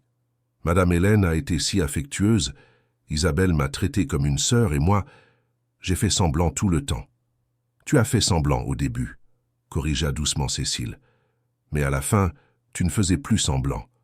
Tu es tombée amoureuse pour de vrai, et ça, ce n'est pas un mensonge. Mais j'aurais dû le dire avant, insista Marine. J'aurais dû être honnête depuis le début. » « Peut-être, » acquiesça Cécile. « Mais la vie n'est pas livrée avec un mode d'emploi, ma chérie. Tu as fait de ton mieux avec les informations et les circonstances que tu avais à l'époque. Ne te torture pas pour ça. » Marine posa sa tête sur l'épaule de sa mère. « Et maintenant? Qu'est-ce que je fais maintenant? » « Maintenant, tu décides si ça vaut la peine de te battre pour lui, » dit Cécile. « Si l'amour que vous avez est plus grand que l'erreur que vous avez commise. Et si c'est le cas, tu te bats. Tu vas le voir et tu te bats. » Le vendredi matin, Marine répondit enfin à l'un des messages de Gabriel. « Pouvons-nous nous voir? J'ai besoin de te parler. » Ils se retrouvèrent sur un banc au parc des Buttes-Chaumont, au même endroit où ils s'étaient promenés des semaines auparavant. Gabriel avait des cernes profonds, le visage fatigué. Il se leva en voyant Marine s'approcher, mais resta immobile, attendant qu'elle fasse le premier pas. « Salut » dit Marine en s'asseyant sur le banc. « Salut » Gabriel s'assit à côté d'elle, gardant une distance respectueuse. « J'ai essayé de t'appeler. Je sais. Désolé de ne pas avoir répondu. J'avais juste besoin de temps pour réfléchir. »« Je comprends, » dit Gabriel en regardant ses propres mains. « Comment vas-tu? »« Très mal, » admit Marine avec un rire sans joie. « Et toi? » ?»« Pareil. » Ils restèrent en silencieux quelques minutes, écoutant simplement les bruits du parc. Des enfants jouant au loin, des oiseaux chantant, des voitures passant sur l'avenue. C'était étrange comme la vie continuait normalement autour d'eux, alors que leur monde s'était effondré. « Ma mère ne me parle plus, » dit finalement Gabriel. « Elle m'a retiré temporairement de la gestion des affaires. Elle a dit que je devais prouver que je suis digne de confiance avant de revenir. Isabelle est partagée entre soutenir sa mère et me soutenir. Et ma grand-mère. Ma grand-mère est déçue. Elle ne l'a pas dit avec des mots, mais je l'ai vu dans ses yeux. » Marine sentit sa poitrine se serrer. « Je suis vraiment désolé. Tout ça, c'est de ma faute. »« Non, ce n'est pas vrai. » Gabriel se tourna vers elle. « Marine, regarde-moi. » Elle obéit, rencontrant ses yeux sombres. « Ce n'est pas ta faute. J'ai pris la décision. J'ai mis l'alliance. J'ai commencé la farce. Et même en connaissant les conséquences, je referai tout. Parce que te rencontrer a été la meilleure chose qui me soit arrivée. »« Mais tu as perdu ta famille, à cause de moi. »« Je n'ai pas perdu ma famille, » dit Gabriel. « Ils sont blessés et à juste titre. Mais on ne perd pas sa famille si facilement. On trouvera un moyen de réparer ça, ensemble. Si tu veux toujours être avec moi. » Marine le regarda, cet homme qui avait bouleversé son monde. L'homme qui l'avait protégée quand elle en avait le plus besoin, qui avait cru en elle quand personne d'autre ne le faisait, qui lui avait fait sentir qu'elle valait quelque chose. « Je le veux, » dit-elle, la voix ferme. « Je veux être avec toi, mais j'ai besoin que tu comprennes une chose. Je ne peux pas être la raison pour laquelle tu t'éloignes de ta famille. Si tu dois choisir entre moi et eux... »« Je te choisis, » l'interrompit Gabriel, sans hésiter. « Je te choisis, Marine. » Les mots frappèrent Marine comme un coup de poing dans la poitrine. Personne ne l'avait jamais choisi. Personne ne l'avait jamais mise en premier. Et maintenant, Gabriel était là, disant qu'il la choisissait par-dessus tout. C'était effrayant et libérateur à la fois. Ils s'étreignirent là, sur le banc du parc, et restèrent ainsi de longues minutes, s'enlaçant, se soutenant, se promettant sans mots qu'ils affronteraient tout ensemble. Les jours suivants, Gabriel tenta de se rapprocher de sa famille. Il appela sa mère tous les jours, même si elle ne répondait pas. Il envoya des messages à Isabelle, qui répondait par monosyllabes. Il se rendit 2 fois à la maison, mais fut arrêté à la porte par le gardien. Béatrice avait donné des ordres clairs de ne pas le voir. Ce fut Madame Hélène qui rompit finalement le silence. Elle appela Gabriel un dimanche après-midi et lui demanda de venir la voir, seul. Gabriel y alla le cœur serré, prêt à entendre tout ce que sa grand-mère avait à lui dire. Madame Hélène était dans le jardin, arrosant les plantes. Elle disait toujours que s'occuper du jardin la calmait. Quand elle vit Gabriel, elle posa l'arrosoir et s'assit sur un banc en bois, lui faisant signe de s'asseoir à côté d'elle. « Grand-mère, » commença Gabriel, mais elle leva la main. « Laisse-moi parler d'abord, » dit-elle, la voix ferme mais douce. « Tu m'as déçu, Gabriel. Mentir à ta famille, créer une farce de cette ampleur, ce n'est pas l'homme que j'ai élevé. »« Je sais, » dit Gabriel, la voix basse, « et je suis vraiment désolé. Vraiment. Mais, continua Madame Hélène, je sais aussi que les gens font des erreurs, et que parfois, les erreurs mènent à de bonnes choses. J'ai vu la façon dont tu regardes Marine, et j'ai vu la façon dont elle te regarde. Ça, ce n'était pas un mensonge. Ça a peut-être commencé comme un mensonge, mais c'est devenu la vérité. » Gabriel regarda sa grand-mère, plein d'espoir. « Tu crois en nous ?» Madame Hélène sourit, un sourire triste mais sincère. « Je crois en votre amour, mais ça n'efface pas le mensonge. Tu vas devoir regagner la confiance de ta mère, et ce ne sera pas facile. Je sais, dit Gabriel. Je suis prêt à faire tout ce qu'il faudra. Madame Hélène lui prit la main. Je vais parler à ta mère. Je ne promets rien, mais je vais essayer d'adoucir son cœur. En attendant, prends soin de Marine. Cette fille souffre. Elle se sent coupable de tout ça. Je prends soin d'elle, assura Gabriel. Ou du moins, j'essaie. Madame Hélène hocha la tête. Et Gabriel, une dernière chose.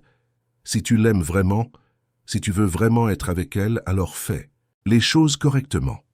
Pas comme un mensonge, pas comme une farce, mais comme la vérité, avec honnêteté et dignité. Gabriel comprit ce que sa grand-mère voulait dire. Il devait faire les choses bien. Il devait prouver que leur amour était réel. Et la première chose à faire était d'être complètement honnête avec Marine sur tout. Ce soir-là, Gabriel invita Marine à dîner chez lui. Ce n'était pas un hôtel particulier. C'était un appartement qu'il avait acheté des années auparavant pour avoir son propre espace, loin de la famille. C'était simple, masculin, avec des meubles pratiques et peu de décoration. Marine fut surprise de voir que Gabriel vivait de manière si dépouillée. « Je ne passe pas beaucoup de temps ici, expliqua-t-il. J'ai toujours été très impliqué dans les affaires familiales, mais maintenant que je suis temporairement à l'écart, je redécouvre cet endroit. » Il cuisina pour elle. Rien de sophistiqué, juste des pâtes à la sauce tomate maison et une salade simple. Mais ce fut l'un des repas les plus délicieux que Marine ait jamais mangé, parce qu'il était fait avec amour, parce qu'il était fait pour elle. Après le dîner, ils s'assirent sur le canapé et Gabriel prit la main de Marine. « Je veux te dire quelque chose, commença-t-il, sur ma famille, sur pourquoi je suis comme je suis. » Il parla de son père, un homme rigide et exigeant qui avait toujours exigé la perfection, de la pression d'être le fils aîné, l'héritier, le responsable du maintien de l'héritage familial, de la façon dont il avait grandi en sentant qu'il n'était jamais assez bon, et de comment, à la mort de son père, il s'était senti à la fois soulagé et coupable. Soulagé de ne plus avoir à vivre dans cette ombre, coupable de ressentir ce soulagement. Marine écouta, tout en silence, lui tenant la main. Quand Gabriel termina, elle dit « Tu n'as pas à être parfait, Gabriel. Tu dois juste être toi. » Il la regarda, les yeux brillants. « Comment fais-tu ça ?»« Faire quoi ?»« Me faire sentir que tout va bien. Que je peux être imparfait et quand même être aimé. » Marine sourit. « Parce que tu me fais ressentir la même chose. » Ils s'embrassèrent là, sur le simple canapé de l'appartement de Gabriel, un baiser lent, profond, qui était une promesse de jours meilleurs, qui était une guérison, qui était l'amour. Les semaines passèrent, et peu à peu les blessures commencèrent à cicatriser. Isabelle fut la première à se rapprocher. Elle envoya un message à Gabriel pour lui dire qu'elle voulait parler. Ils se retrouvèrent dans un café, et Isabelle alla droit au but. « J'étais en colère contre toi, dit-elle, parce que tu as menti, parce que tu ne m'as pas fait assez confiance pour me dire la vérité. Mais j'ai aussi vu à quel point tu souffres, et à quel point Marine souffre. Et j'ai réalisé que vous vous aimez vraiment. » Gabriel sentit ses yeux s'embuer. « Merci, Isa, de comprendre. » Isabelle eut un sourire espiègle. « Mais si tu la blesses, je te blesserai, compris ?» Gabriel rit, soulagé. « Compris ?» Isabelle commença aussi à se rapprocher de Marine. Elle l'invita à déjeuner, à prendre un café, à regarder de mauvais films ensemble. Et Marine découvrit qu'elle avait gagné non seulement un petit ami, mais aussi une amie, une sœur. Béatrice, cependant, restait distante. Madame Hélène tenta de lui parler plusieurs fois, mais Béatrice était têtue. Elle disait qu'elle avait besoin de temps, que la déception était trop grande. Mais Madame Hélène n'abandonna pas. Elle connaissait sa belle-fille, assez bien pour savoir que sous toute cette rigidité, il y avait un cœur qui aimait profondément. Un jour, Béatrice se présenta au bistrot L'Essence. Marine était en plein service, vérifiant les commandes avec l'équipe, quand elle vit la femme entrer. Son cœur s'arrêta une seconde. Elle ne savait pas si elle devait s'approcher ou attendre. Elle décida d'attendre. Béatrice s'assit à une table discrète et ne commanda qu'un café. Marine désigna l'un des serveurs pour s'occuper d'elle, mais Béatrice demanda spécifiquement à parler à Marine. Les jambes tremblantes, Marine s'approcha. « Bonjour, dit Marine, en gardant son professionnalisme. « Comment? Puis-je vous aider ?» Béatrice la regarda pendant de longues secondes. « Asseyez-vous, dit-elle finalement. » Marine regarda autour d'elle, hésitante. Je suis en service. »« Asseyez-vous, Marine, » répéta Béatrice, plus doucement cette fois. « S'il vous plaît. » Marine s'assit, les mains moites, le cœur battant la chamade. Béatrice prit une gorgée de café avant de parler. « Je suis venue ici parce que j'avais besoin de vous voir, de voir l'endroit où vous travaillez, de voir qui vous êtes quand vous n'êtes pas chez moi, à prétendre être quelqu'un que vous n'êtes pas. » Marine sentit les mots comme des flèches. « Je n'ai jamais prétendu être quelqu'un que je ne suis pas, dit-elle, la voix basse mais ferme. J'ai prétendu être mariée à votre fils, mais je n'ai jamais prétendu être une autre personne. J'ai toujours été moi-même. » Béatrice parut surprise par la réponse. Il lui fallut quelques secondes de plus avant de continuer. « Ma belle-mère m'a beaucoup parlé de vous. Elle a dit que vous êtes forte, que vous êtes travailleuse, que vous avez de la dignité, et que mon fils va mieux depuis qu'il vous a rencontré. » Marine ne dit rien. Elle attendit simplement. « Je n'approuve pas ce que vous avez fait, » continua Béatrice. « Mentir n'est jamais la bonne solution. » Mais elle prit une profonde inspiration. « Mais je vois que vous vous aimez, et je ne veux pas être le genre de mère qui empêche son fils d'être heureux. » Marine sentit les larmes menacées de couler. « Vous voulez dire que... »« Je veux dire que je suis prête à recommencer, » l'interrompit Béatrice. Cette fois, avec honnêteté, si vous êtes prête aussi. Marine hocha la tête, incapable de parler. Béatrice se leva, laissa de l'argent sur la table et se prépara à partir. Avant de s'en aller, elle regarda Marine une dernière fois. « Prenez bien soin de lui, il mérite d'être heureux. »« Je le ferai, » promit Marine. « Je prendrai soin de lui. » Quand Béatrice sortit, Marine laissa enfin les larmes couler. Mais c'étaient des larmes de soulagement, d'espoir, de nouveau départ. Ce soir-là, Gabriel organisa un dîner chez Madame Hélène. Ce n'était pas un dîner formel, c'était juste la famille réunie à nouveau. Béatrice était là, un peu plus détendue. Isabelle était excitée, racontant des blagues et faisant rire tout le monde. Madame Hélène était radieuse, heureuse de les avoir tous réunis. Et Marine était là aux côtés de Gabriel, enfin sans avoir besoin de faire semblant. Pendant le dessert, Madame Hélène demanda l'attention de tous. Elle se leva, un verre de vin à la main, et regarda autour de la table. « Je voudrais porter un toast, dit-elle, aux erreurs qui nous enseignent, aux mensonges qui se transforment en vérité, et à l'amour qui surmonte tout. » Tout le monde trinqua, et Marine sentit qu'enfin, après tant de chaos, les choses se mettaient en place. Mais elle savait qu'il y avait encore une dernière chose qui devait arriver, une dernière décision à prendre. Et cette décision ne serait pas celle de Gabriel, ce serait la sienne. Quelques jours plus tard, Gabriel l'emmena se promener sur la plage. Ils avaient roulé jusqu'à la côte normande, sur une plage presque déserte. Le soleil se couchait, peignant le ciel d'orange et de rose. La brise marine apportait une odeur de sel et de liberté. Ils marchèrent pieds nus sur le sable, en silence, profitant simplement de la présence l'un de l'autre. Quand ils s'arrêtèrent enfin, Gabriel se tourna vers elle. Il sortit une petite boîte de sa poche et s'agenouilla là, sur le sable mouillé. Marine sentit son cœur s'arrêter. « Marine, » commença Gabriel, la voix émue, « la première fois je t'ai mis une alliance par impulsion, pour te protéger, sans réfléchir, sans te le demander. Mais cette fois, je veux faire les choses bien. Cette fois, je veux que ce soit ton choix. » Il ouvrit la boîte, révélant une alliance simple, délicate, très différente de la première. « Marine Dubois, veux-tu m'épouser? Pour de vrai, sans mensonge, sans farce, juste nous deux, construisant une vie ensemble. » Marine le regarda, cet homme qui avait tout changé, qui lui avait fait sentir que ça valait la peine de se battre, qui lui avait appris que le véritable amour ne vient pas avec des conditions, il vient avec des choix, et elle était prête à choisir. Marine regarda Gabriel agenouillé sur le sable, l'alliance brillant doucement sous la lumière du coucher de soleil, et sentit que toute sa vie l'avait menée à ce moment. Pas seulement les derniers mois, mais toutes les années de lutte, tous les moments d'humiliation, toutes les fois où elle s'était sentie trop petite, trop invisible, trop sans valeur. Tout avait un but, tout l'avait menée jusque-là. Les larmes commencèrent à couler sur son visage, mais ce n'étaient pas des larmes de tristesse, c'étaient des larmes de libération, de guérison, de renaissance. Elle se retourna mentalement, revivant tout. Le jour au restaurant où on l'avait traité de moins que rien, la peur de perdre son emploi, la douleur de se sentir inférieure, Et puis cet homme qui se levait, cette alliance glissée à son doigt, ces mots qui avaient tout changé. C'est ma femme. À l'époque, c'était un mensonge, c'était une protection, c'était une impulsion. Mais aujourd'hui, sur cette plage, ce n'était plus rien de tout ça. C'était un choix.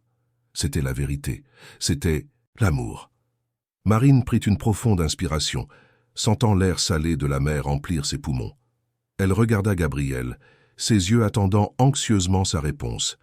Et enfin, elle parla. « Gabriel, commença-t-elle, la voix tremblante mais ferme. Quand tu as mis cette première alliance à mon doigt, j'ai cru que tu étais fou. J'ai cru que c'était un geste impulsif d'un inconnu qui le regretterait le lendemain. » Gabriel resta agenouillé, écoutant chaque mot. « Mais tu ne l'as pas regretté, continua Marine. Tu es resté. Tu venais me chercher pour le travail même si tu n'en avais pas besoin. Tu déjeunais avec moi alors que tu avais 1000 meilleurs endroits où aller. Tu m'as connu pour de vrai. Pas la serveuse humiliée, pas la fille qui avait besoin d'aide, mais moi, Marine, avec toutes mes peurs, mes rêves, mes imperfections. » Elle s'agenouilla aussi, se mettant à sa hauteur, prenant son visage entre ses mains. « Tu m'as fait sentir que je valais quelque chose, que je n'étais pas invisible, que je méritais d'être aimé. Et pour ça, je te remercie. Pas seulement pour m'avoir protégée ce jour-là, mais pour m'avoir appris que j'avais toujours été assez forte, que j'avais toujours eu de la valeur. J'avais juste besoin d'y croire. » Gabriel prit ses mains, les yeux brillants de larmes contenues. Marine sourit, un sourire sincère, plein de paix. « Alors oui, dit-elle, sentant son cœur déborder. Oui, je veux t'épouser. Pour de vrai, sans mensonge, sans farce. Juste nous deux. » Gabriel la serra dans une étreinte si forte qu'elle en eut le souffle coupé. Ils restèrent là, enlacés sur le sable mouillé, les vagues clapotant près de leurs pieds et le soleil se couchant à l'horizon. Et à ce moment, Marine sut qu'elle avait fait le bon choix, non pas parce qu'elle avait besoin de Gabriel pour être complète, mais parce qu'elle choisissait d'être avec lui, parce que leur amour était construit sur la vérité, le respect et le choix mutuel. Quand ils se séparèrent enfin, Gabriel lui passa l'alliance au doigt. Contrairement à la première fois, il n'y avait pas de précipitation, pas de désespoir, il y avait seulement de la certitude. L'alliance glissa doucement, s'ajustant parfaitement. Et Marine la regarda avec un sentiment de paix qu'elle n'avait jamais connu auparavant. Ils rentrèrent à Paris cette nuit-là, conduisant lentement, sans se presser d'arriver. Ils parlèrent de l'avenir, de projets, de rêves.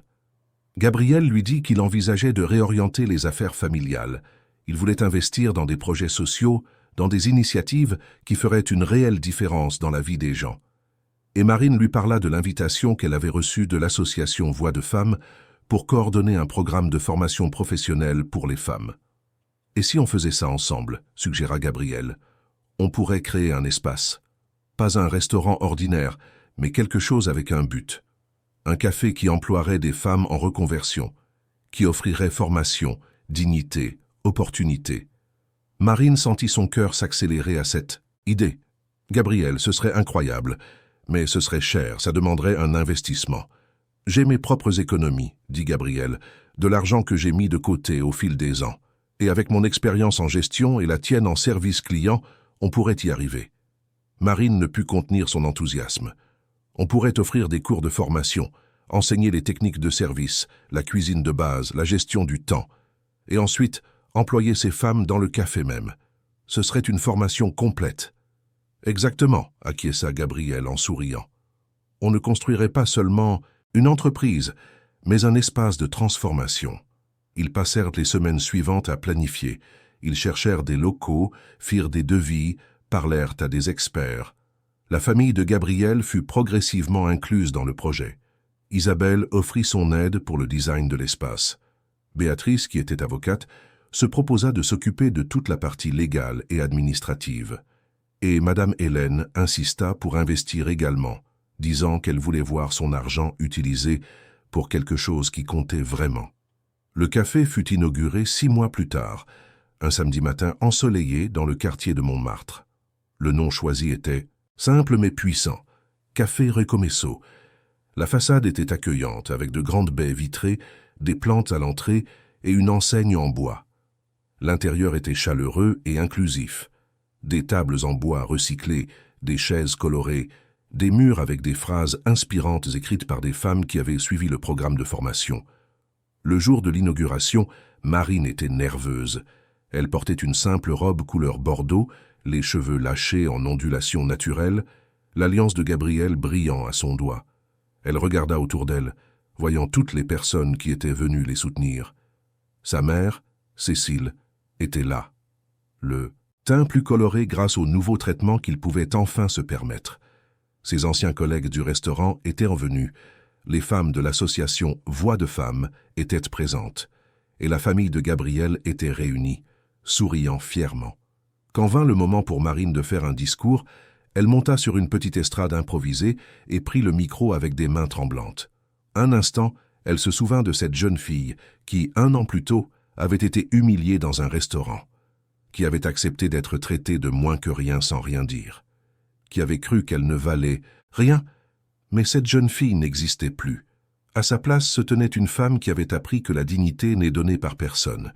Elle est reconnue, elle est cultivée, elle est défendue.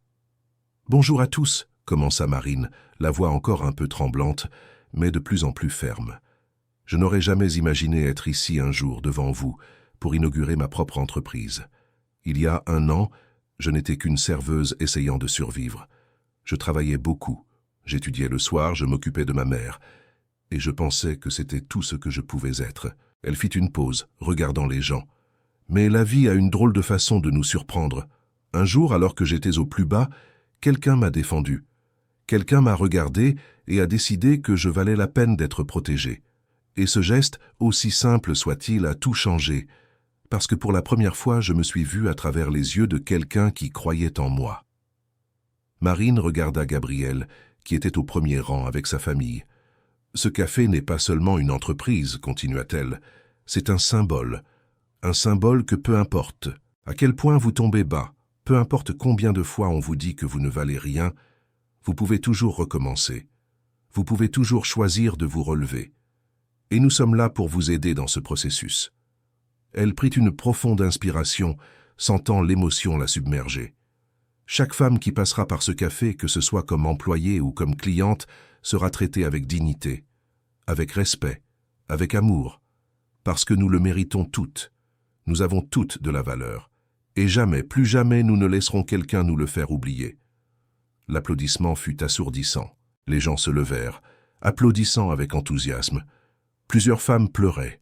Marine vit sa mère essuyer ses larmes avec fierté. Elle vit Madame Hélène avec un sourire radieux.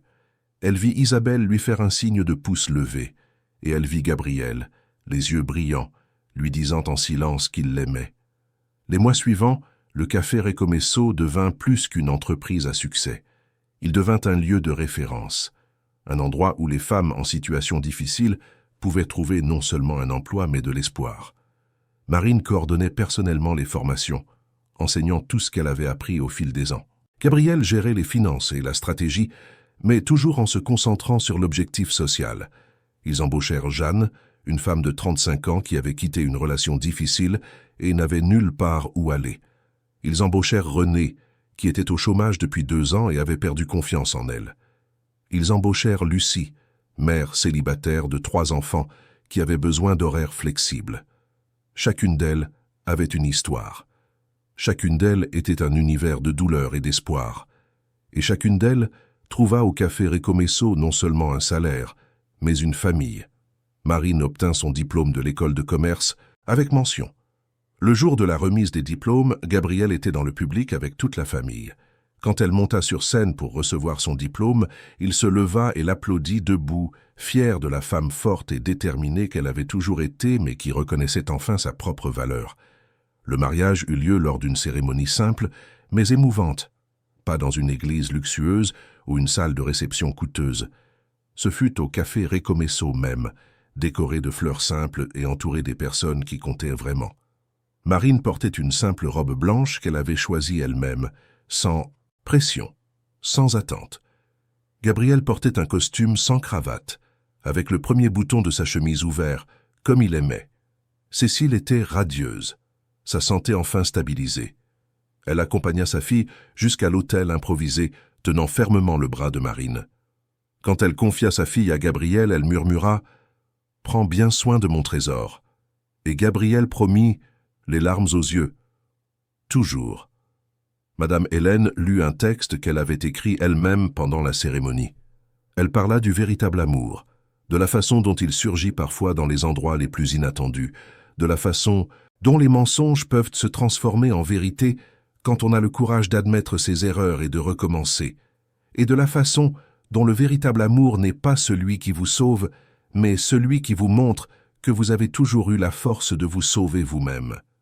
Isabelle était la témoin, bien sûr. Elle pleura pendant toute la cérémonie, émue et heureuse. Béatrice était au premier rang, avec un sourire discret, mais sincère. Elle avait appris à accepter Marine. Plus que ça, elle avait appris à la respecter, à l'admirer, à l'aimer comme sa fille. Quand Marine et Gabriel échangèrent leurs alliances, il n'y avait pas de précipitation, pas de nervosité, juste de la certitude. Gabriel passa lentement l'alliance au doigt de Marine, savourant chaque seconde. Et quand Marine lui passa l'alliance, elle dit à voix haute pour que tout le monde entende « Cette alliance est différente de la première. Celle-là était une protection. Celle-ci est un choix. Celle-là était un mensonge. Celle-ci est la vérité. Celle-là était la peur. Celle-ci est l'amour. » Le baiser qui scella leur union fut long, passionné et chargé de promesses.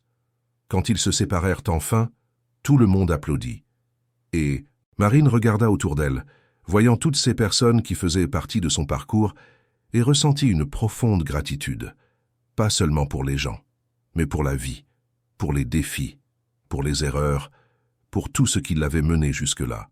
La fête fut animée et décontractée. Il y avait de la nourriture simple et délicieuse préparée par les employés du café elles-mêmes. Il y avait de la musique live jouée par des artistes locaux. Il y eut de la danse, des rires, des étreintes. Il n'y eut pas de faste, pas de luxe inutile. Il y eut de l'amour, de la vérité, de la joie. À la fin de la soirée, alors que la plupart des invités étaient repartis, Marine et Gabriel s'assirent sur un banc à l'extérieur du café, regardant le ciel étoilé de Paris. La ville ne dormait jamais. Il y avait toujours du mouvement, toujours du bruit, toujours de la vie. Et cette nuit-là, Marine se sentit faire partie de tout ça. Non plus une ombre invisible, mais une partie vibrante et essentielle de la ville qui l'avait façonnée. « Tu regrettes quelque chose ?» demanda Gabriel en lui tenant la main. Marine réfléchit un instant. « Je regrette le mensonge, dit-elle honnêtement. J'aurais aimé que ça commence différemment. Mais je ne regrette pas où nous en sommes arrivés. Je ne te regrette pas. Je ne nous regrette pas. » Gabriel lui embrassa le front. « Moi non plus. » Ils restèrent là quelques minutes de plus, profitant simplement du moment. Puis Marine se leva, tirant Gabriel. « Viens, dit-elle.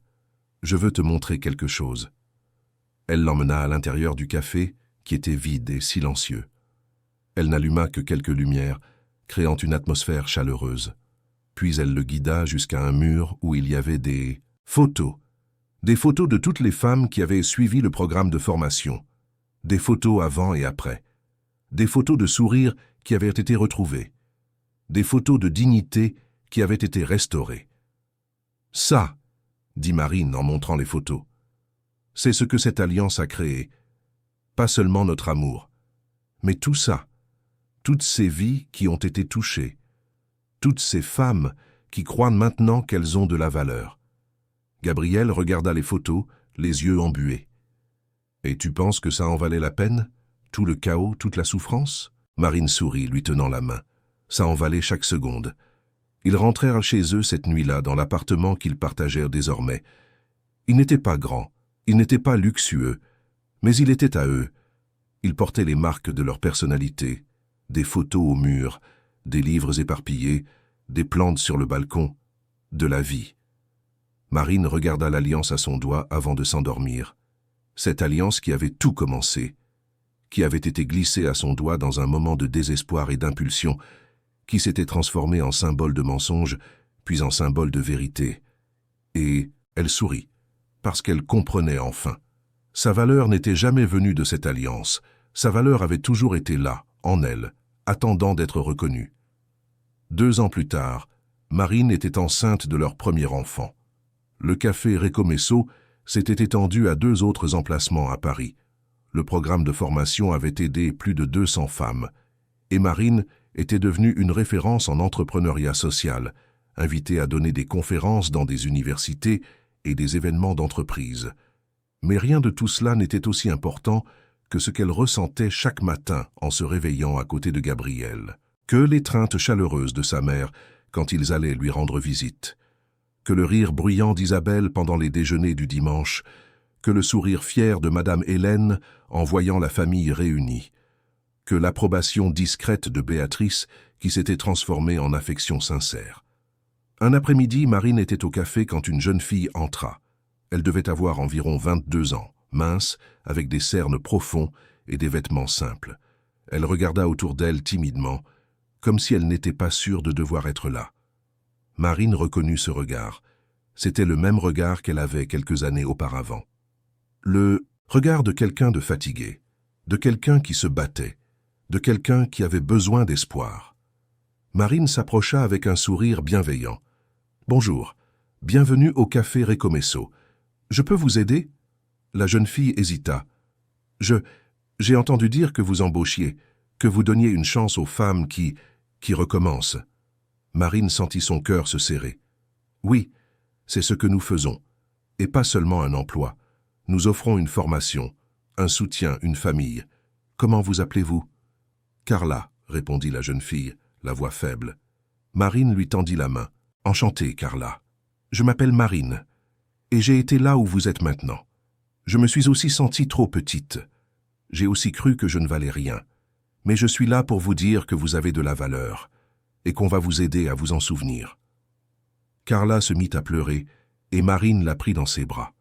Et dans cette étreinte, Marine vit un cercle se refermer. Elle avait été sauvée. C'était maintenant à son tour de sauver. Pas avec des mensonges, pas avec des farces, mais avec la vérité, l'amour et la certitude que chaque femme mérite la dignité. Et c'est ainsi, dans cette étreinte, dans ce café, dans cette ville qui ne dormait jamais, que Marine comprit pleinement le but de tout ce qu'elle avait vécu. L'humiliation avait été nécessaire pour enseigner l'humilité. Le mensonge avait été nécessaire pour révéler la vérité. La douleur avait été nécessaire pour reconnaître la guérison.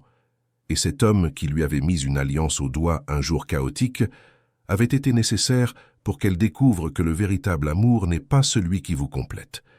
C'est celui qui vous montre que vous avez toujours été complète. Vous aviez juste besoin d'y croire. Marine regarda par la fenêtre du café, voyant Paris vibrer dehors, la ville des opportunités, la ville des luttes, la ville des recommencements, et elle sourit. Parce qu'elle n'était plus cette serveuse invisible qui servait en silence. Elle était Marine, épouse, entrepreneur, mentor, rêveuse. Et par-dessus tout, elle était quelqu'un qui savait, avec une certitude absolue, qu'elle avait de la valeur et qu'elle en avait toujours eu. Fin de l'histoire. Chers auditeurs, nous espérons que l'histoire de Marine et Gabriel a profondément touché votre cœur. Si vous avez été ému par ce parcours d'amour, de dépassement de soi et de dignité, laissez un j'aime, abonnez-vous à la chaîne et dites-nous dans les commentaires quel moment vous a le plus touché. Était-ce lorsque Gabriel a mis l'alliance pour la première fois? Quand Marine a découvert sa propre force? Ou la fin quand elle a choisi d'aimer pour de vrai? Chaque jour, nous vous proposons des histoires intenses comme celle-ci qui révèlent le côté le plus profond de l'âme humaine, qui montrent que peu importe la difficulté du chemin, il y a toujours de la place pour l'amour et pour un nouveau départ. Laissez votre commentaire en partageant votre réflexion sur l'histoire de Marine. Nous vous attendons pour le prochain épisode, avec un autre récit qui touchera vos émotions et vous fera croire que la vie offre toujours une seconde chance à ceux qui ont le courage de recommencer.